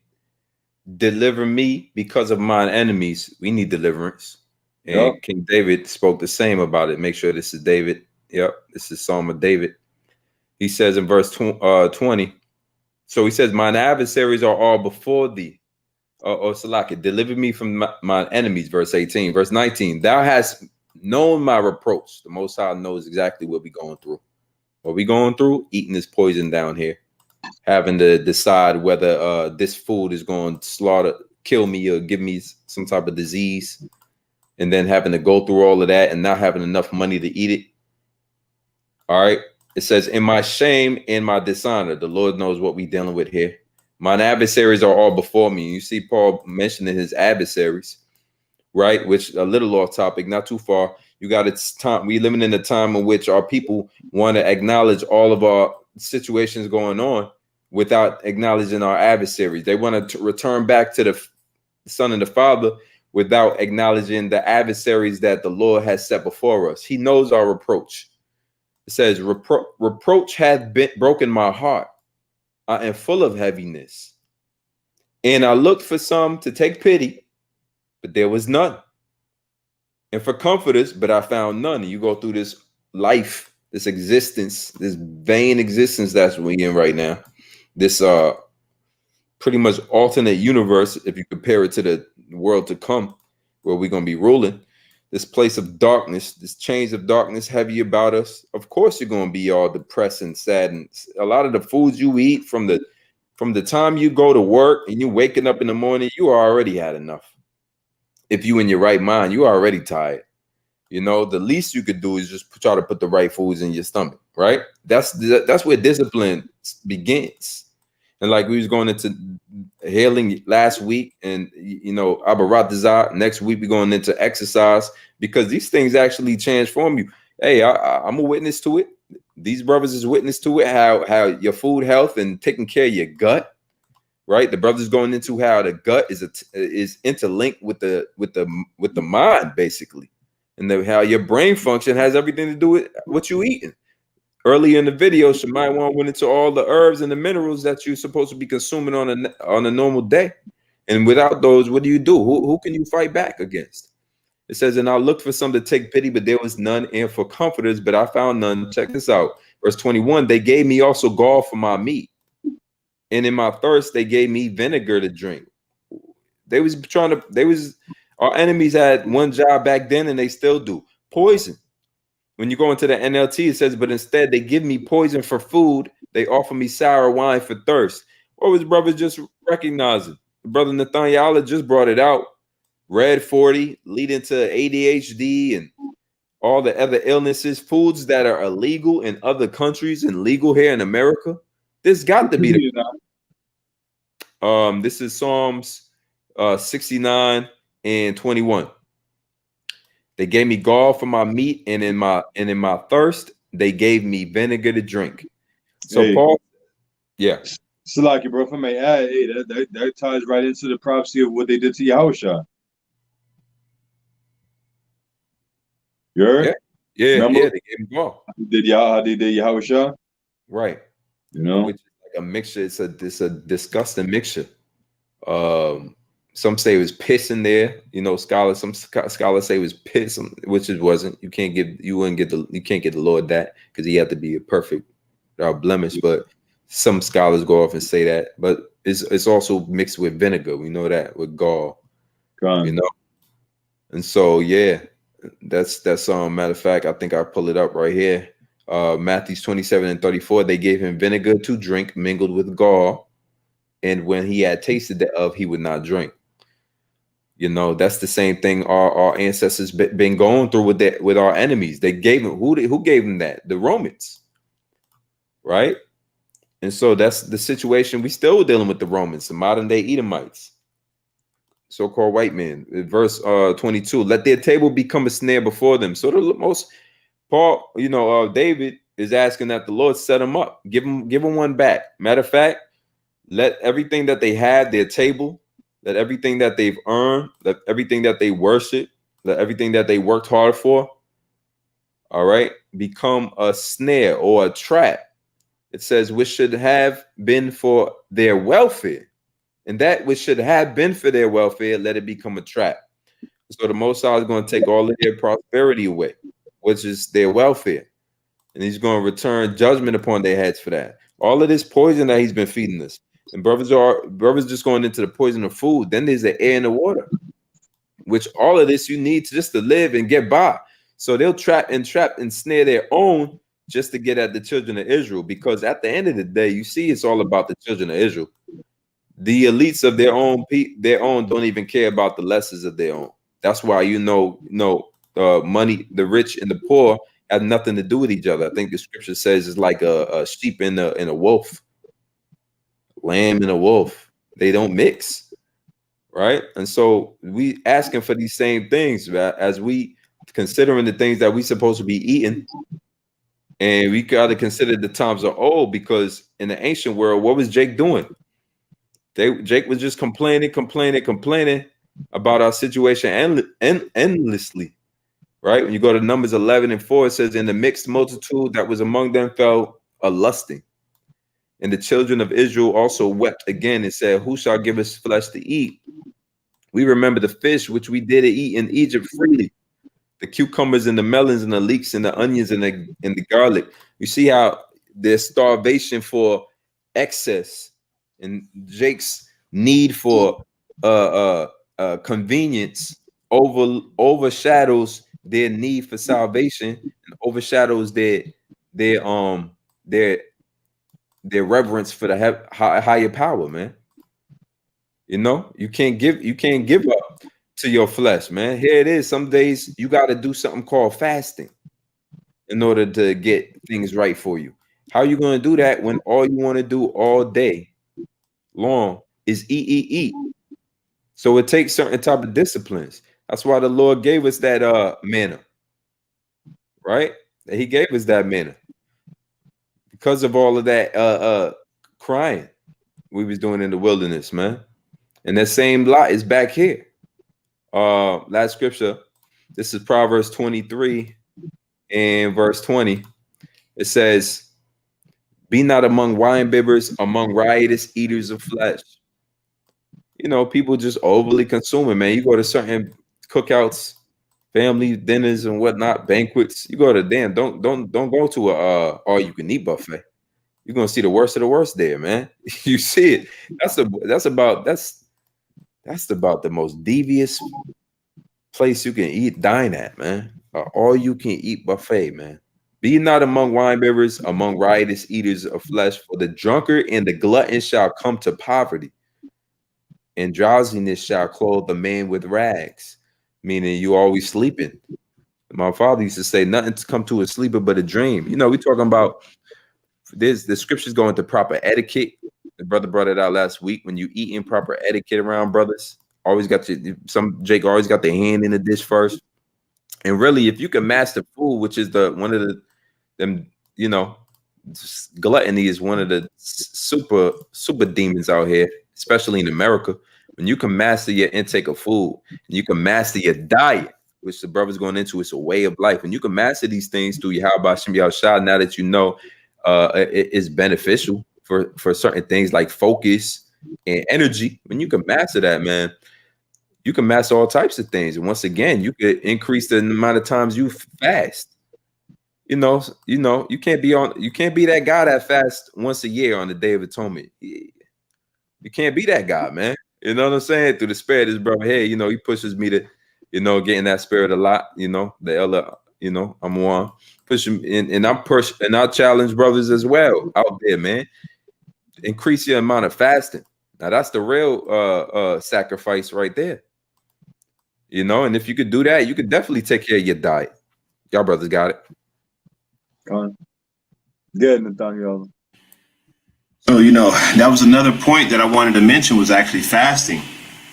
Through the course of fasting, because what I do on a regular basis is I do intermittent fasting, okay, which is a great practice, especially starting from sleep into the day.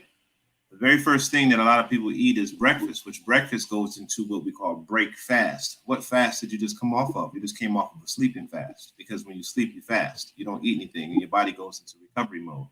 Fasting causes your body to heal, and it causes your body to flush out all the toxins that were in it. So you got somebody who commented down here and said, how do I get rid of gout? Fast, bro. Fast, drink water, start juicing, eat more fruits and vegetables, stop drinking, stop eating meat. I'm not giving you any medical advice, but I'm just telling you the things that heal the body. Eat sea moss, man. You know what I'm saying? It has 92 of the minerals that your body need. You know, you don't need me to tell you, you know, what to do. Research it, man. How do you think I learned all this stuff? I learned all this stuff by looking into it, because I don't want to be healthy. I'm unhealthy. I'm 42 years old, and I got a 4-year-old, a 3-year-old, and a 1-year-old. By the time my 4-year-old turned 10, or by the time he turned 12, I'm gonna be in my 50s. I ain't gonna be able to run and chase after him if I ain't been taking care of myself. I ain't gonna be able to play ball, or let alone a 1-year-old. This shell is the only shell that we have, so you have to be mindful of what you put in it. And intermittent fasting, if you can't fast, intermittent fasting is great. A lot of us get up in the morning, the very first thing you want to do is put something in your mouth. Well, that's not how we dealt in the ancient world. In the ancient world, eating was not the first thing that we did when we woke up in the morning. We actually put ourselves to work first, and then we ate, okay? Because there's a synergy behind that, you know? There's a synergy behind fasting and not eating, warming your body up, you know, to consume, then consuming your food. You see what I'm saying? And not consuming heavy artery clogging meat and all that stuff. Now, we talked a little bit about, and just going into it too, real quick, I just wanted to go into the cause of gout is uric acid in the body, which means that you're putting a lot of poison in your body that your body can't get rid of. That's how uric acid develops in the body. And what happens is gout is actually a form of arthritis. Which happens is that the toxins start to crystallize within the joints, and that causes intense pain. You see what I'm saying? When you move around. So the way to get rid of it is flushing out the toxins. You have to sacrifice for that, okay? And there's something that the Bishop of Ahmawan down here in Atlanta says all the time. You know, he says, whatever you're not willing to sacrifice will become your sacrifice. You see what I'm saying? And that's going to become your sacrifice. So if you're not willing to sacrifice the things that are causing you bad health, then you're gonna be sick from bad health. You see what I'm saying? If you don't want to take care of yourself now, you're going to be forced to take care of yourself later, regardless of how you look at it. And this is why so many people are dying from diseases, because they fall into the trap. Now, we spoke briefly about the poison, and we spoke about nutrition. Now, the next thing I wanted to bring up was hydration. Hydration is very critical for elimination. Your body, like the hydration of your body, the fluids that your body needs is what causes your joints to be able to flex, because it lubricates your joints. Hydration lubricates your bowel so you can eliminate. Hydration is the thing that causes the synapses in the brain to fire properly, because your brain and your body is properly hydrated. You see what I'm saying? When your body isn't properly hydrated, it doesn't function properly. So let's get into some ultra hydrating, because Esau has poisoned the water too. But one of the things that you can do is eat more fruit. So there's a substance called H3O2, okay? And H3O2 is a highly structured water, okay? Okay, it's a highly structured water that comes from fruits. And what happens is when your body when you drink water, it's in an unrefined form. But when you eat fruits and vegetables, those liquids beside the fruits and vegetables actually structure that for better absorption. So you can drink a cup of watermelon juice, which that's what I have. I just juice some watermelon. You can drink a cup of watermelon juice and it will ultra hydrate your body. You won't feel thirsty for quite some time. Another thing that people do is they confuse hunger with thirst. A lot of people don't realize that your stomach sends the same signals to the brain whether or not you're thirsty or hungry. You see? And a lot of people confuse hunger for thirst. A lot of times you're thirsty, you're dehydrated. All right. It says the highly structured water is referred to as the fourth phase of water, not H2O2, but H3O2. Can be called living water. It is more viscous, dense, and alkaline than regular water. Has a negative charge and can hold energy much like a battery and deliver energy to you. Structured water and infrared water. The key ingredient to create the highly structured water is light, i.e. electromagnetic energy. This energy comes from the sun. So this is the plants absorb the energy from the sun, whether in the form of visible light or infrared wavelengths, which surrounded by all. One reason why infrared saunas make you feel so good is because your body's cells are deeply penetrated by the infrared energy, which build and store structured water. The same goes for light therapy, spending time in the sun, and laser therapy. Your cells are negatively charged. Now, again, I'm not going to go through the whole thing, but if you want to research it, you can research it yourself. But H2O3 is one of the best things that you can do for your body. Okay. Now I wanted to grab a precept real quick, and then after that, what I'm saying, that's pretty much all I got for right now. So this right here is Daniel. This is Daniel chapter 1, and I'm going to start at verse 8. And it says, but Daniel purposed in his heart that he would not defile himself with a portion of the king's meat, nor with the wine which he drank. Therefore he requests the prince of the eunuchs that he might not defile himself, because the king's meat was defiled, just like our meat is defiled on this side. But there's something that you can do about it. You don't have to eat the worst of the worst. You can actually eat the best of the best, the best of the worst. But you got to go out and look for it, because no matter where you go in Babylon, it's going to be defiled. It's going to have some level of defiledness to it, because even the soil and the air is defiled, because he sprays barium salts and aluminum dioxides in the air that comes down and makes the soil toxic. So, and the water toxic, and the fish and everything. So no matter what you do, you're going to get it, but you can get the best of the worst. It says, now Yahweh had brought Daniel into favor and tender love with the prince of the eunuchs. And the prince of the eunuchs said unto Daniel, I fear my lord the king, who hath appointed your meat and your drink. For why should he see your faces worse, likening than the children which are of your sort? Then shall we make me endanger my head to make me endanger my head to the king. Then said Daniel to Melzar, whom the prince of the eunuchs had set over Daniel, Hananiah, Mishael, and Azariah, provide thy servants, I beseech thee, 10 days, and prove thy servants, I beseech thee, 10 days, and let them give us pulse to eat and water to drink. And let our countenance be looked upon before thee, and the countenance of the king, and the countenance of the king, of the children that eat the portion of the king's meat, and as thou seest, deal with thy servant. So he consented to them in this matter, and proved them 10 days. And at the end of the 10 days, their countenance appeared fairer and fatter in the flesh than all the children which did eat the portion of the king's meat.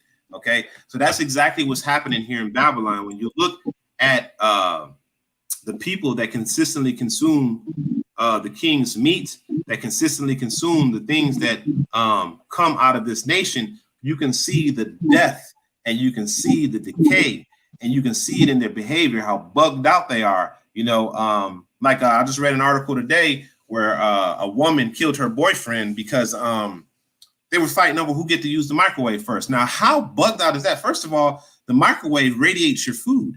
There's no heat in the microwave. What the microwave does is it radiates the liquid that is inside the food to cause the food to get hot. So you're eating radiated food, which is toxic for your body.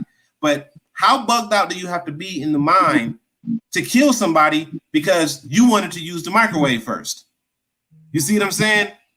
What are you eating? What are you putting in your body that caused your mind to be bugged out like that? You see? Oh, that's fucking hilarious.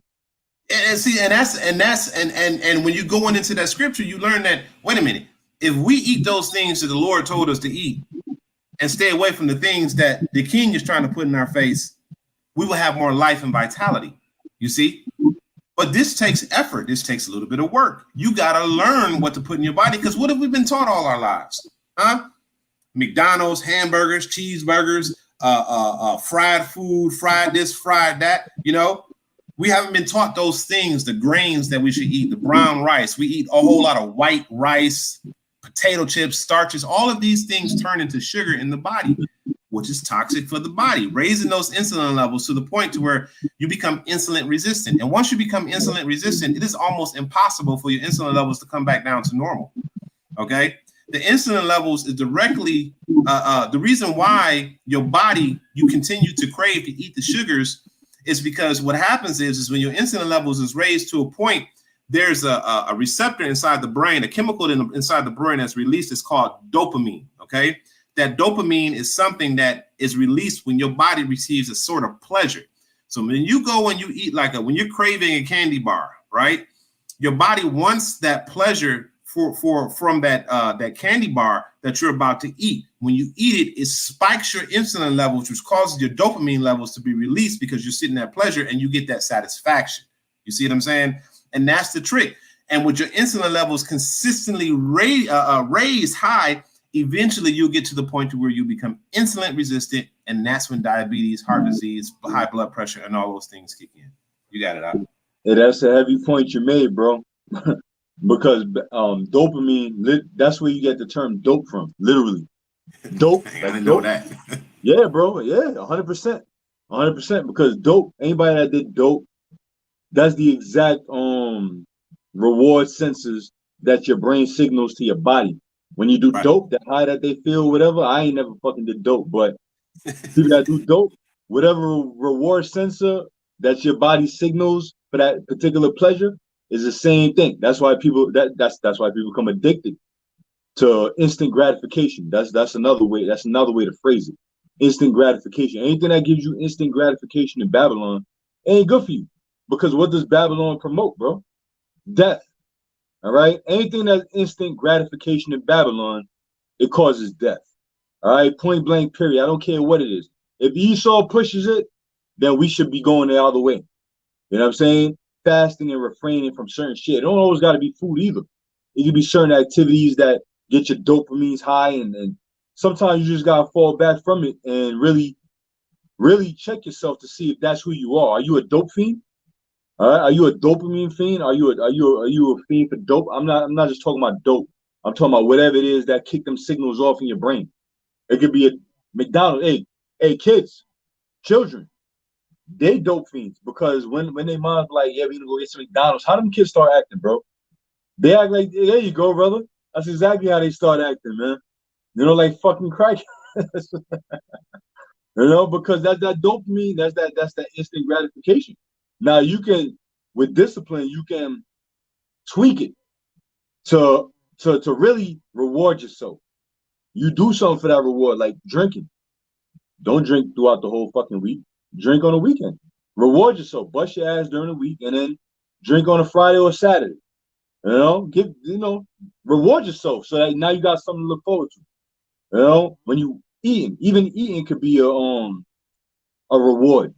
You know, you work, you bust your ass. Intermittent fasting, which you say you do, I do it too. Now, when it comes time to eat, you enjoy it because now you work for this shit. You know what I'm saying? You work for it. You want your peace and quiet. You just want to eat your meal, and that's that.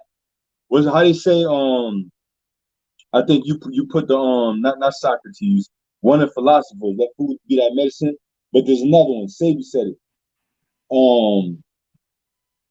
Eat to live, don't live to eat. You know, eat to live, eat for vitality, but don't eat, don't eat to live or live to eat. Sorry, don't live to eat. So your whole life is all about eating. You know, you wake up in the morning, the first thing you should do is drink something warm to flush your body out. You should be shitting at least once or twice before you leave the house. You know what I'm saying? Get them toxins out your body. Empty the trash, so to speak. You know, some people, they go to bed eating. They go to bed, they eat, they go to bed at whatever time, and then they go and eat right away. That last meal you had did not even process. It ain't finished processing. You ain't get to dump that shit yet.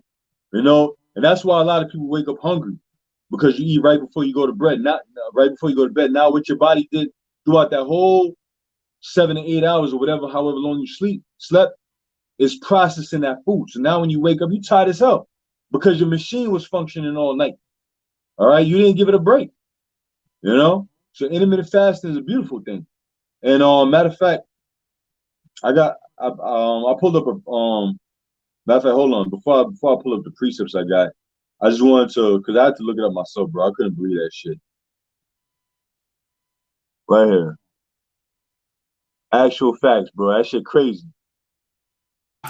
Bro, that's it right there. That's it. that shit, I ain't believe that shit, bro. I had to look it up for myself, bro. You know, I thought it was an Edomite, but goddamn, bro, I bet you she took the joint, the J.A. busy, 100%. But anyway, man, what I did was I typed in, what does the Bible say about nutrition and health?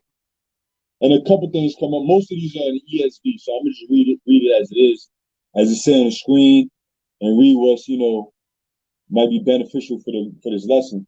Before we close out. So this is 1 Corinthians 16 and 19. It says, or do you not know that your body, and this is ESV, it says that your body is a temple of the Holy Spirit within you, whom you have from the Heavenly Father. You are not of your own, for we were bought with a price, so glorify the Most High in your body. Now think about it. You think Yahweh Shah was eating all types of bullshit when he was on the scene? Come on, bro. The man was a perfect sacrifice. That means he applied all the laws, statutes, and commandments. That means he was perfectly balanced. You know what I'm saying? Yeah, they called him a wine bibber and a gluttonous or whatever. But I guarantee he was eating all the right stuff. And the wine he was drinking was the purest of the pure wine. And what the Lord said, he ain't gonna drink this grape, of the wine of the grape, or the vine of the grape, till he drink it new with us, the 12 he was talking about, in his Father's kingdom. You know what I'm saying? So just put it like that. Our body is a temple of the Most High, so treat it as such.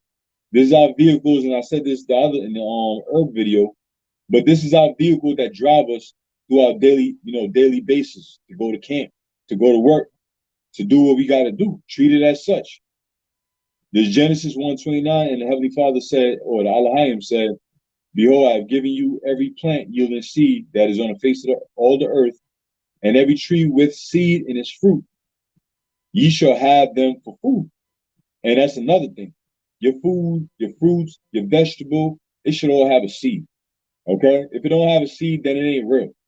You might, and even GMO shit cause inflammation in your body. You know what I'm saying? That's why it's important to go on a fast.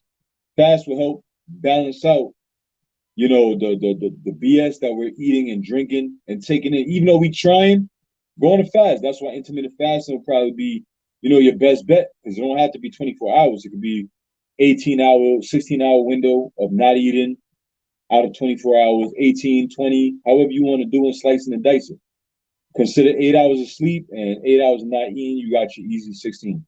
Throughout that whole 8 hours, you could be drinking fluid and flushing your body. Drink water. Your body is made up of water.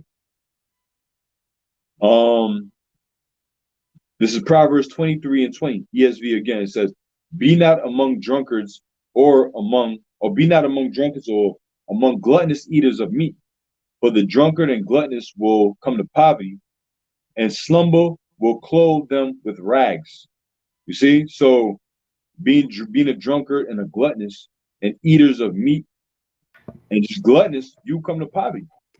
You know, the most expensive thing you can do is always eating out, always eating out. And that's why the black woman, or women in general, they always want to eat out. They always want to go out and eat. Why? You know, they go out and eat and take a picture or just glorify some bullshit ass meal on the table that could have been fixed at home. You know, that us brothers could have done a better job doing. Like wow, like Roscoe's Chicken and Waffles. Come on, bro. Like really? You know? Why? But just to say you went out and eat? Personally, I fucking hate going out and eat, bro. I mean, I used to do this shit, but I never feel satisfied when I go out and eat. I never feel like the satisfaction of the nutrients that my body. I never feel it. If I do, it's for pleasure. Point blank. Period. We don't eat for pleasure. You know? Or you That's how you get broke. Huh? That's how you go broke fast. Keep go ahead and eating. And Mr. Childs, keep going out to eat. See how your pockets look. I mean, we was talking earlier about having a proper diet. And the diet covers more than just your what goes in your stomach, because it's a way of life. What about your budget diet? You know, we're gonna do a lesson one day on finances and try to make it hit home for some Jake and make some sense, because that's another taking care of. That's another human necessity, man. As we are still here, you got to have order and discipline amongst everything you do. Yeah. And as the brother mentioned, having a good diet, when you're doing these things like fasting, the brother mentioned when you're doing these things, intermittent fasting, when you're drinking all of this water, when you turning your whole wave around, make sure you take notice of how your body is feeling. Tell me you ain't gonna feel better. Tell me you ain't gonna use the bathroom more often. And then you going like how you feel, how you feel after it. You're supposed to feel rejuvenated, energized. You got your sleep, man, because you're supposed to be, you're gonna be toiling on the plantation. You're gonna want that energy, and then you're gonna watch a lot of people how they look. They look sluggish. They look like they old. Their metabolism is slower than it should be. They're walking slower than they should be, and their knees and all of that stuff. There's a dead look in a lot of these Americans as you walking down the street. Notice them. There's a dead look in them because a lot of it is basically they ain't taking care of their bodies no more. Bro. It's like, the hell with it. Hey, bro, we see it all the time, bro. And you see, for those that are watching, Lord willing, this makes sense and this resonate with you, because once you I don't want to say, once you're on that side, so to speak, and you start looking at how these people really eat and drink, it's like, how the hell do you do it? I mean, I'm talking about 7 a.m. Niggas eating bacon, egg, and cheese, bro, and damn, and Swiss rolls, them little Debbie cakes and shit, donuts. Ask me if I want some. Now I'm good. I don't eat until 12 o'clock. And at 12, when I do eat, it really is a smoothie that I make every morning. When I wake up, like 5, when I wake up, I start making my smoothie. I put the ingredients and all that shit.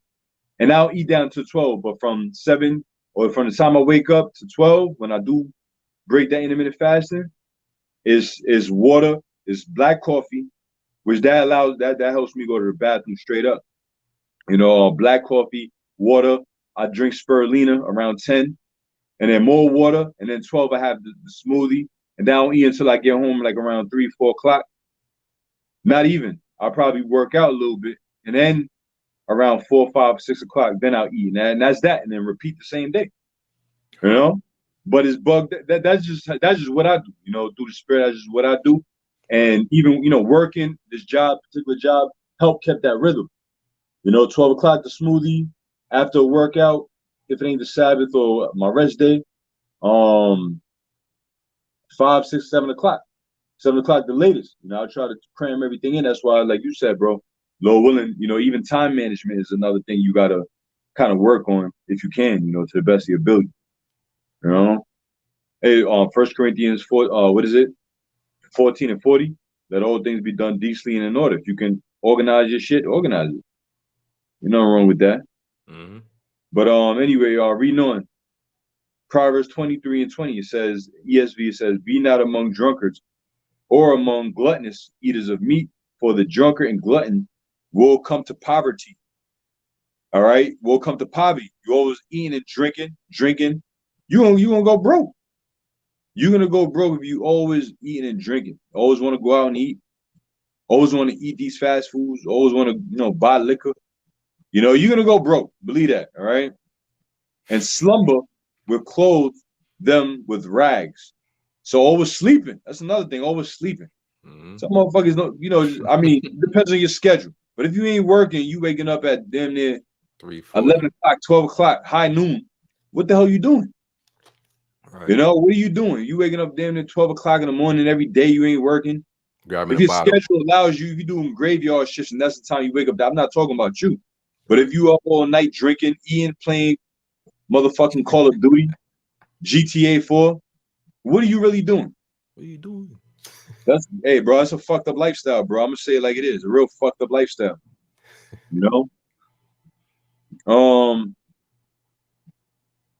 I believe I had one more, bro. The brother it's not an advantageous lifestyle, man. Jake just be working against themselves instead of for themselves. They worst enemy, man. You try to, you try to transition the Jake from everyday hamburgers to some fruits and vegetables, man. Dude just gonna have a heart attack just trying to get up to fight you. Jake having heart attacks, man. Jake got all that fatty tissue on their livers and yo, Jake, y'all in bad condition. Of course, it's the curses, of course. But you can't, bro. You can't always blame it on that, bro. Right. If you can help it, bro. Like real talk. Yeah. You know what I'm saying? Like Jay could be on some shit. Yeah, I'm gonna fucking eat this. I'm gonna eat this KFC because we under the curses. We broke.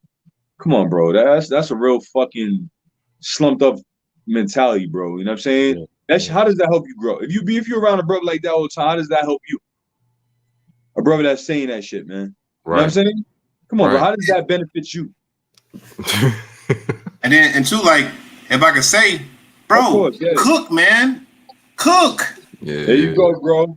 Cook. Like, what's wrong with going to the stove and buying you some chicken and going home and cooking it, bro? Yeah. Trust me, it's gonna be a lot better than how they cook that putrefied chicken at KFC and these fast food restaurants, bro. Trust me. And we was talking briefly about going out. Man, I went out. I ain't been out. I ain't been out in a long time, bro. In a minute. I decided I was like, you know what? I'm gonna take me and the kids out to eat because I don't feel like cooking. Yeah. So disappointed and discouraged. Like, bro, why did I even come here? This food is nasty, man.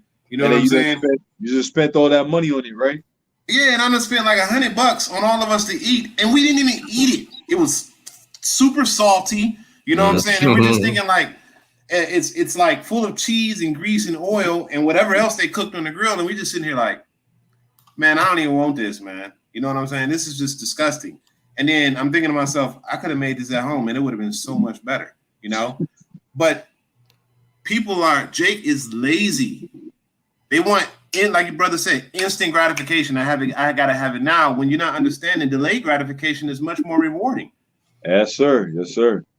Much more rewarding. When you sit at home, you know what I'm saying, and you take that chicken, you throw it in the water, and you watch it being clean, and you take it, pat it dry, and you throw it in your marinade, let it sit for about 30, 40 minutes, and you take some organic white flour or whatever you got, and you dredge it, and you saute them things up, and you eat it. Is a lot more satisfying than going to KFC or Popeyes or one of these places where you're getting that defiled food, man. And they use the most cheapest and base ingredients that they can get, so they can sell it to you at the lowest possible, at a mid-range cost, so you can afford it, and they can make the maximum amount of profits, man. That's what y'all do, and then you wonder why you're in such bad health, man. And you wonder why these people bugged out of their mind. It's not because it's because, I'll just say it like that, it's because of what they're putting into their body, man. You are what you eat, and what you put into your body is what you're going to get out of your body. Just like what you put into the spirit is what you can get out of the spirit, man. That's just how it is, It's like the brother said, if you fast, and that's something that I'm trying to get back into because, you know what I'm saying? I started, I did a lot of management at food companies, and I would spend long hours there. I'd be there. I used to be a general manager at Chipotle, and I would spend 12, 13, 14 hours at that restaurant eating that garbage. And it eventually started to take a toll on my body. So I eventually quit. It's like, I ain't doing this no more. I found something else to do. And then I started reconstructing my health because I seen what was happening. A lot of times your situation can dictate how you behave. That's a fact. And if your situation is dictating your behavior, then you need to get yourself out of that situation, especially if it's affecting the health of you and your children. But that's all I got. Real talk. Well said. All right, Gabar. You have more? That's it, bro. Well said, man. Well said, bro. You know, cook your own shit, bro. I mean, us brothers, us men in general, we're simple, bro. We're very simple. We live a very simple lifestyle. Very simple, bro. This is how the Most High created us, bro. We are very simple creatures. You know what I'm saying? We focus more on the necessities and not the plush shit. You know, that's very feminine. You know, to be focusing on the plush things in life. We're simple, bro. Why are we simple? Because we all about survival. So we gonna eat one way or another. You know, brothers cook their own shit. You got a woman to cook. You show her the guidelines, how to cook, how to set it up, whatever. You know, but pay attention to what you eat, man. That nutrition, pay attention to what you drink. You know, hey, think about it, man. I mean, you feel way more better. Even though it's a spirit that really dictated, but even the flesh has a lot to do with it too. Like, even on Saturdays. Me personally, I don't eat heavy on Saturdays before camp. You know what I'm saying? More than likely, I'd rather kind of like real light fruits, vegetables, you know what I'm saying? Or water, coffee, or some shit, whatever. But I would I don't want to go to camp feeling like I done had a cheeseburger, fries, and nah, I can't do it. Because my mind ain't gonna be there. I'm gonna be all groggy and shit. That's me personally, bro. I mean, if other brothers could do it, that's beautiful. But, you know, I won't advise it. You know what I'm saying? You want to be in your wits when you out there, man. You know what I'm saying? Celebrate afterwards. Reward yourself after the battle, bro. You know what I'm saying? I'm not telling you to go to camp hungry. Eat something simple that's gonna hold you down. Eat some complex carbs. I remember they said, "Hey, bro, I'm not even saying it. I remember I heard this from the elder bishops years ago, bro. I'm talking about when we first came into the camp, bro. Elder Tazadaki said this back then. He was like, "Yo, bros, one of the good things to eat when you coming out to camp is oatmeal because that shit, it sustains you. You know what I'm saying? It holds you down. It's complex carb. It'll hold you down. It'll release that energy, the calories, which calories is energy. It'll release it over the course of the time, not instantly where you catch that insulin spike and now you got the niggeritis. It'll slowly release it for you, bro. That instant release gives you the niggeritis, bro. You know, you ever eat something so much sweet shit at a fast pace, you would think it's energetic, but now you knock the hell out because you ate the shit too fast and it was probably sweets in there and it wasn't as complex as you thought it was. You know, it's that simple, bro. And you know what? You could honestly save more money if you do, you know, you look for the more complex foods to eat. You know, certain butters, cashew butter, almond butter, oatmeal, vegetables, blend your stuff up, juice your stuff up. You know what I'm saying? It ain't that hard, bro. It's just discipline. Jake really don't got the mental discipline for it. And I'm not speaking as one who got it all together, bro. It comes with the diet, which is the lifestyle. Once it comes, strike when the iron is hot. Keep it fucking flowing, bro. You know? Keep it flowing. Believe me, it feels good. You know, you're rewarding your own self by doing it, bro, at the end of the day. You know? But yeah, that's it, bro. I'm gonna say this. When you go to I must bring these out. This is Deuteronomy 8:3. It says, "And he humbled thee and suffered thee to hunger, and fed thee with manna which thou knewest not, neither did thy fathers know, that he might make thee know that man doth not live by bread alone, but by every word that proceedeth out of the mouth of the Lord doth man live." You had a brother who mentioned or asked the question, how do I get rid of gout? Hey man, you better pray. You did mention fast as well, Nathaniel Allah, you know, and then you showed them a couple, you know, couple these things together, man. This is the beauty of why we have in scriptures bringing out precepts and bringing out the order and the discipline it takes to eat right, is because you couple all of these together. You know, the Most High gave all of this for our this information for us to utilize, right? Now, you know, when you eat in a certain time of night, it's going to keep you up. It's going to mess with your It's gonna mess with your work habits. It's gonna throw you all off the clock. You know, now you know why you didn't make it to work that day, or you all groggy and everything. Why he laid you off. But you got to have some more accountability and more responsibility. That's basically what we're talking. We're talking to, you know, Jake, and we know we're talking to men, right? There's some aqua out there as well that's doing for their husbands and whatnot. But we're talking to men.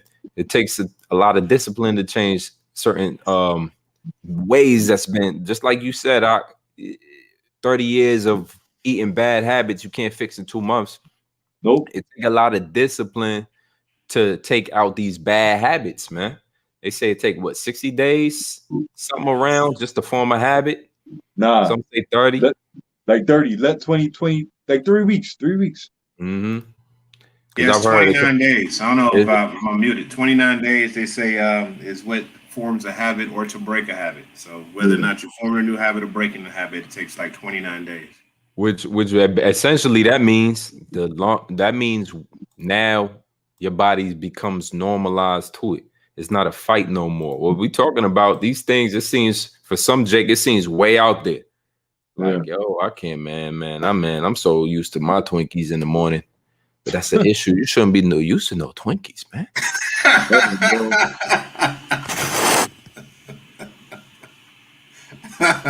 Bro, you shouldn't be eating that shit, man. You know, I'm being facetious, but yeah. You got some Jakes out there. If I eat a Twinkie first thing in the morning, bro, I'm not doing nothing else for the rest of the day, bro. My body shut down. If I eat a Twinkie, man, lock me in the room, bro. Right there and then, bro. Real, man. Mad demons on that Twinkie. Oh, boy. Isaiah 55. It's a lot, guys. Isaiah 55 and 2. It says, "Wherefore do ye spend money for that which is not bread, and labor for that which is not satisfied not? Hearken diligently unto me, and eat that which is good, and let your soul delight in itself in fatness." So, you know, the real food, what we getting into? Because, you know, you can't eat bread alone. What you got to have to couple that good food habits, man. You know, you got a lot of health nuts out here. Look at Cali Muscle. You got people that is so damn healthy and strong that they having heart attacks. Kali Muscle ain't healthy though, bro. Right. Of course. That dude, first of all, he's shooting. You know, he's juicing. He's juicing, and then he was trying to go viral by eating all that damn McDonald's and shit. Yeah. So that's not the first time that happened to him. That's probably like the third or fourth time he almost got. You know what I'm saying? So yeah, that nigga ain't healthy, bro. He's far from it, actually. But you got some Jakes. Let's say you got some Jakes that's 70, 80. And you know what they doing? They up in the gym. They up early. They living their life like they 22 because they taking care of their bodies, man. It's a lot of benefit to that. And they mind be healthy. But when you couple it with this truth, come on, man. This is John 4:13. Yahushua says, Yahushua answered and said unto her, "Whosoever drinketh of this water shall thirst again. But whosoever drinketh of the water that I shall give him shall never thirst. But the water that I shall give him shall be in him a well of water springing up in eternal life." The woman saith unto him, "Sir, give me this water that I thirst not, neither come hither to draw." And that goes into the concept of seek ye first the kingdom of heaven, all things shall be added unto you. Right? When you go into John 6:27, labor not for that which meat which perisheth, but for the meat which endureth unto everlasting life. You check that out in the NLT. It says, but don't be so concerned about perishable things like food. Spend your energy seeking the eternal life that the Son of Man can give you. And yeah, it says, don't be so concerned. I mean, look, yo, this is probably the first video in years that we did about food. Yeah, Twinkies, yo. This is the first video we did in years about food and health. You know what I'm saying? But but we always keep it in mind. We practice it daily, man. I think I got into, check out an app called Eat This Much. If you just, you know, completely don't know where to start and all of that, check out an app called Eat This Much on Google Play or whatever you got. Droid, whatever the other one is, Apple. Yeah, Eat This Much. It'll tell you put in your height, your weight, and all of these things. And then it'll give you select your diet, select the foods you don't want to eat. It'll even help you with the grocery list and all of that. You'll be shopping in the grocery with this list, and then you can go about your way. I think I paid $55 a year for it. I started about 3 years ago, and it'll help you cut down and help you bulk up, whatever you're trying to do, but it gives you that right proportions, and proportions is a lot too. We ain't really got to discuss that, but you know, eating the right foods and keeping the right proportions as well. You gotta know your things like BMI. You might check for your BMI. Definitely know your weight. You know, you might know your fat. What's it called? Fat index. Yeah, your fat index and everything. And you know, we're going Lord willing, Abaratas are going to working out next week. Just touch on that. You know, scriptures say bodily exercise profiteth little. But you know, if I give you a dollar a day for your entire life, that joint gonna add up. So we just talking about adding everything up. Of course, what we bringing out most importantly is the scriptures, is the prophecies, man. Because we don't have a long time to get this right. It ain't like we trying to be some professionals out here. We're not trying to get, gaslight, make you feel like you less than because we, eat better than you. Ain't about that, man. You gotta start somewhere. But you could tell a lot about a man about his diet. You could tell a lot, right? So it said, labor not for that meat which perisheth, but for the meat that which endureth unto everlasting life, which the Son of Man shall give unto you. For him hath Yahweh the Father sealed, right?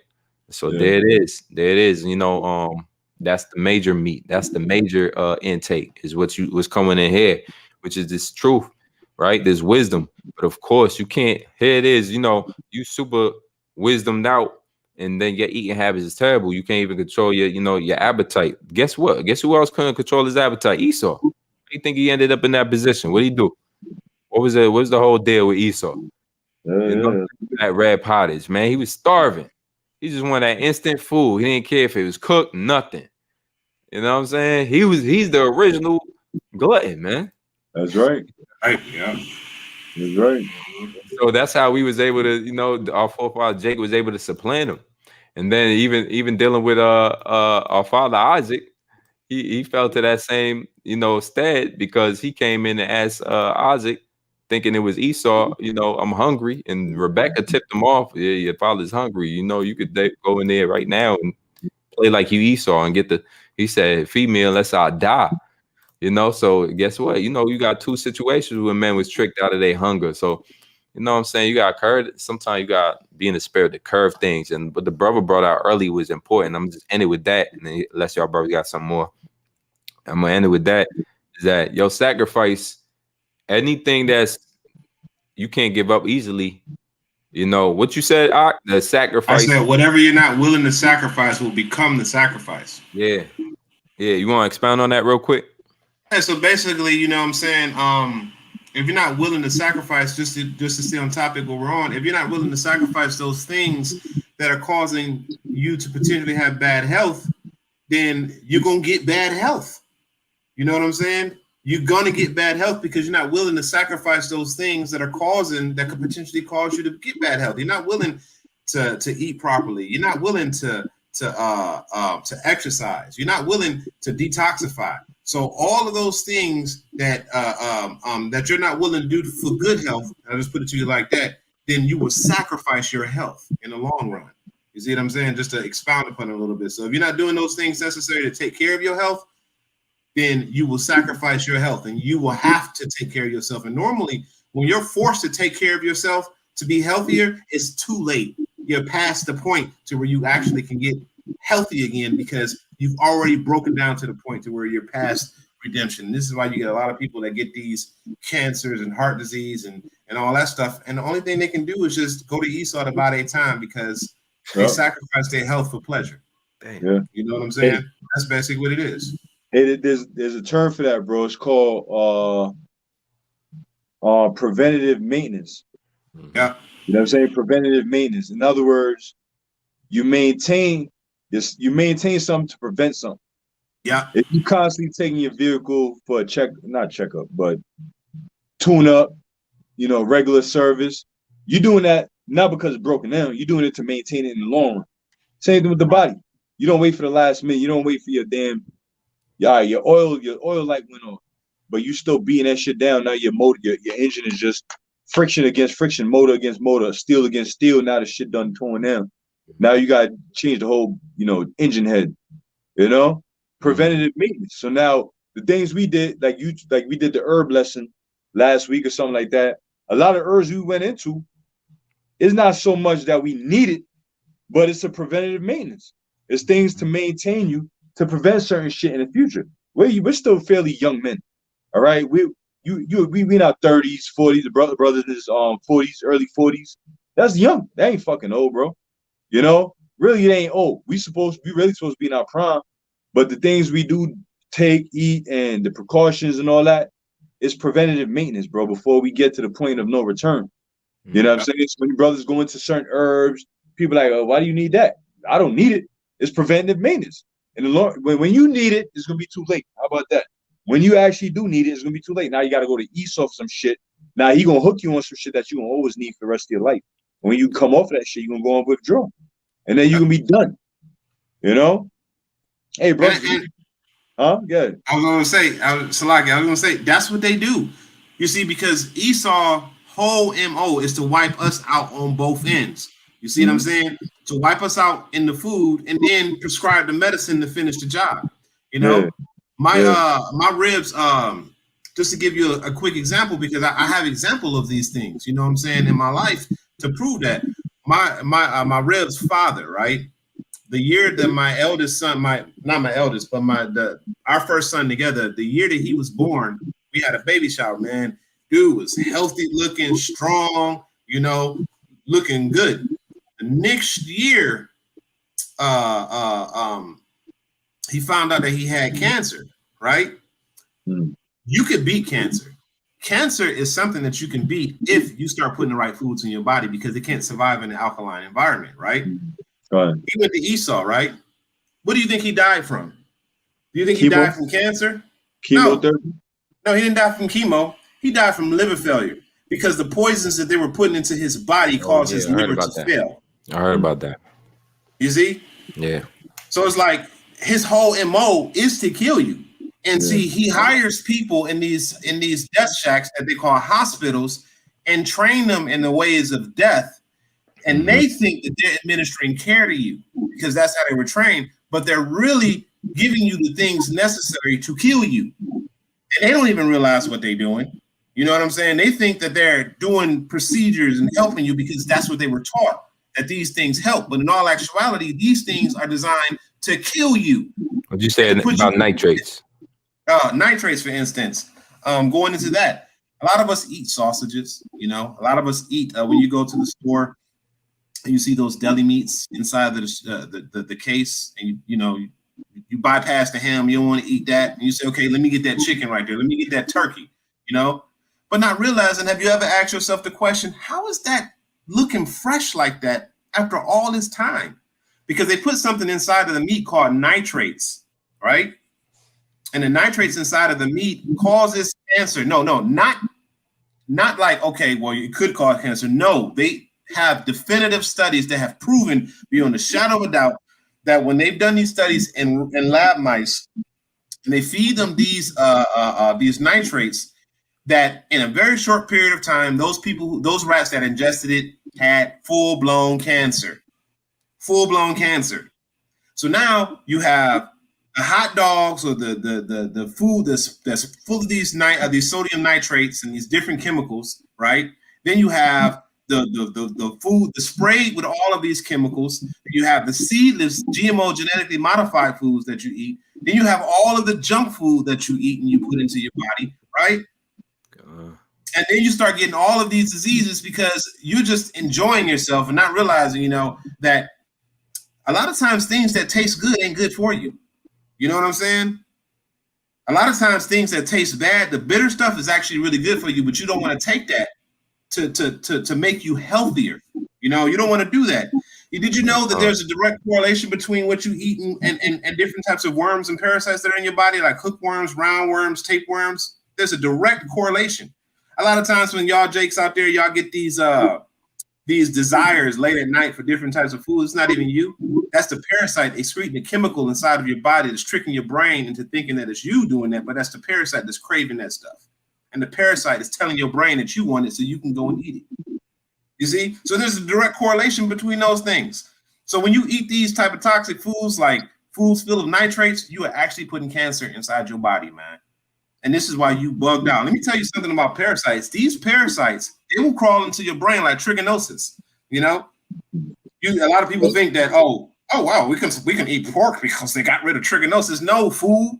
Trichinosis still exists. There's still worms inside of that meat. You eat it, the worms will crawl into your brain and start eating your brain. And guess what they do with what they eat? Where do you think that waste goes? Huh?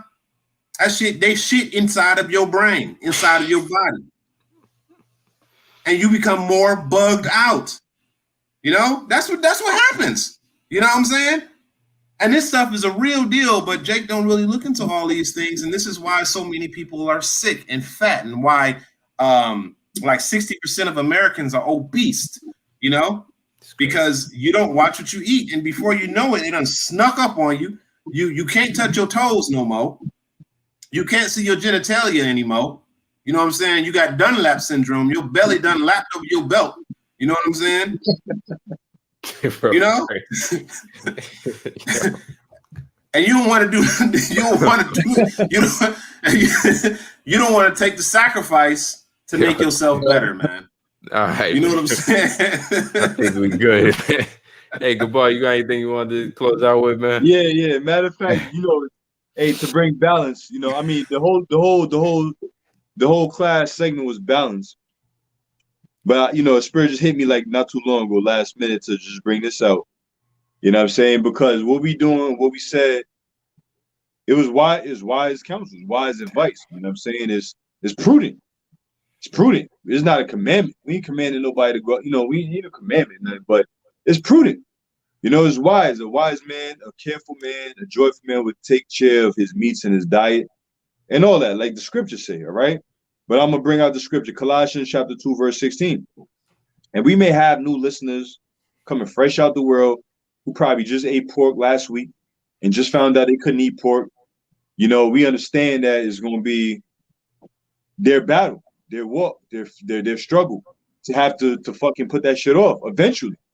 You know what I'm saying? So just to bring the balance, you know what I'm saying? This is Colossians chapter 2, verse 16. It says, let no man therefore judge you in meat, or in drink, or in respect of an holy day, or of the new moon, or of the Sabbath days, which are a shadow of things to come, but the body is of Yahushua. And just to bring the balance, because we're going to have a proselytes, new listeners, new converts, new believers, you know, because at the end of the day, you know, this is a growing process. We all grown. From the time we came in to now, we month number 1 when we came in, we were still folly as all hell, doing some effed up shit. You know, if we look back at it, we be like, what the fuck was I doing? You know what I mean? You be ashamed of yourself if you go back and look at yourself the first month, year, couple years you came in. You gotta repent again. Bro, huh? You gotta repent for that again. Exactly, bro. You think about it, you look at it like Lord forgive me for that. Damn, I forgot about that shit, but Lord forgive me for that. You know what I'm saying? So, like I said, just to bring the balance to the lesson, you know, all these things are a shadow of things to come, because we gonna get it perfect in the kingdom, bro. Everybody's situation varies, and this is just exhortation, admonishment, warning.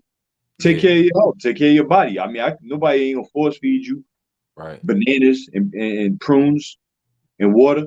We ain't gonna do that, you know, but we can advise, you know, on a proper diet, which is the prudent thing and a wise thing to do.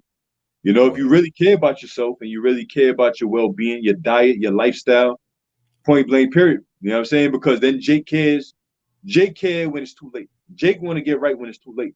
And the Most High ain't dealing with that. Yahweh Shemel Shah is not dealing with that. That's why he looks for faith. You know what I'm saying? Lord's looking for faith. Take care of your shit now before it's too late. Because what's faith when you know you're in a situation where, you know, you could have avoided it? It's more faithful when you putting yourself in a position to avoid it, man. Nah, I don't want to get down with that. I don't want to fucking, you know, be destroyed with this, you know? But yeah, I just wanted to bring that out, man, you know, just to, I guess, bring balance to the whole thing, you know? Over time, get it right. You know what I'm saying? Start now. One thing that I can't stand, bro, is when people set a date or a resolution. Where we at? We in the end of October. A motherfucker wait to say January I'm gonna start. Why not start today, bro? You'll be 3 months ahead or 2 months ahead if you started today rather than in fucking January. Now, you know what 2 months could do? 2 months of intermittent fasting, exercising, sleeping, you know, eating right. That 2 months could do a whole lot. That's 8 weeks, bro. You know, of how it. You know what it'll do mostly it'll mentally prepare you for January 1st. A New Year's resolution. I'm just putting that out there because I can't. New Year's resolution don't last that long. That shit lasts 1 week and that's it. Mm. Yo, I tell people that shit. You want to lose weight? You want to do this? Start now. And they look at you like, I wasn't expecting that. Well, you ain't ready then. Mm. You know. Sometimes it's good to go cold turkey, bro, to really challenge yourself. You know. But yeah, that's it, man. That's all good, man. Bro. Nathaniel, the last words, bro. Oh man. Only thing I got is a precept if I can bring it out. Yeah. Oh yeah. Yeah. Grab it. Yeah. This is Matthew 4:4. It said, "But he answered and said, It is written, man shall not live by bread alone, but by every word that proceeded out of the mouth of Yahweh." There you go. Pretty much right there. Beautiful, man. Yeah. Like as a brother, to wrap it up, as the brothers are saying, you know, don't cheat yourself, treat yourself. Yeah, be important, you know, put your importance level and your health level and keep that in mind, man. Don't be such a glutton that you forget that, you know. Take the right medicines and the herbs, and this is what the Lord gave us, man. This is part of our heritage. You know, we the people that don't eat everything on the earth. That's our heritage, man. So, you know, Lord willing, this is all edification, you know, damn near 2-3 hours on this, you know, which is cool. Hey, Abaratazar for the ones who been paying attention and watching and hanging in there. You know, we're going on Sunday talk to the UK brothers. You know, we're going to check in with the UK brothers. They got some information for us on Sunday morning. Abaratazar, Sunday afternoon, Sunday night. We're going to be dealing Sunday afternoon. We're going to be dealing with the some Levite brothers, man. They're going to be going into the tribe of Levi, you know, and all of the interesting things about, you know, so-called Haitians and everything you don't know, just in case brothers wanted to, you know, get informal on Levi, you know. And our Barat is on Tuesday. Brothers, all the military, bro. We're going to have something interesting for everybody for military. Yeah, every type with a military background. All the military brothers, a few of them, a few good known men and Great Millstone going to come through and give us some edification on what they learned through the military, how they apply it, just so we could take that and apply it, man. At this point in time, it's just application. Don't read these scripts and don't think you can't apply nothing on a never day basis. You know, every day apply them, man. You know, applying one is better than applying none. Knowing 1,000 and applying none, there's no satisfaction, nothing out of that. So apply it, man. Application, man. Make that your calling and use diligence to make that calling and election sure. That's what we're talking about. And always have faith. Everything you do with faith. If you're going to eat on a diet, do it with faith. If you're going to work out, exercise, do it with faith. Have faith in everything you do. When you go to work, do it with faith. You know, you could work with faith, meaning that you ain't working for your boss. You're working for, you know, this is your responsibility as a man to your family, to your children, whatnot.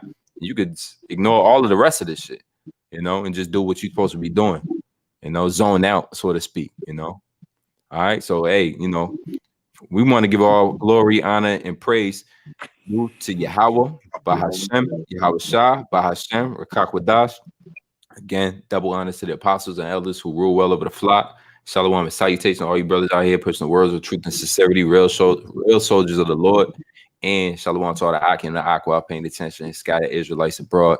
Yeah, we see you. You know, Abaratazar, this was edifying. We're going to come Abaratazar next Friday. We're going to deal with exercise. So we see y'all then too for that. Abaratazar, always Lord willing. All right. Shalom, above DTA. Tawab Laila. Shalom. Tawab Laila. Stay on, Nathan.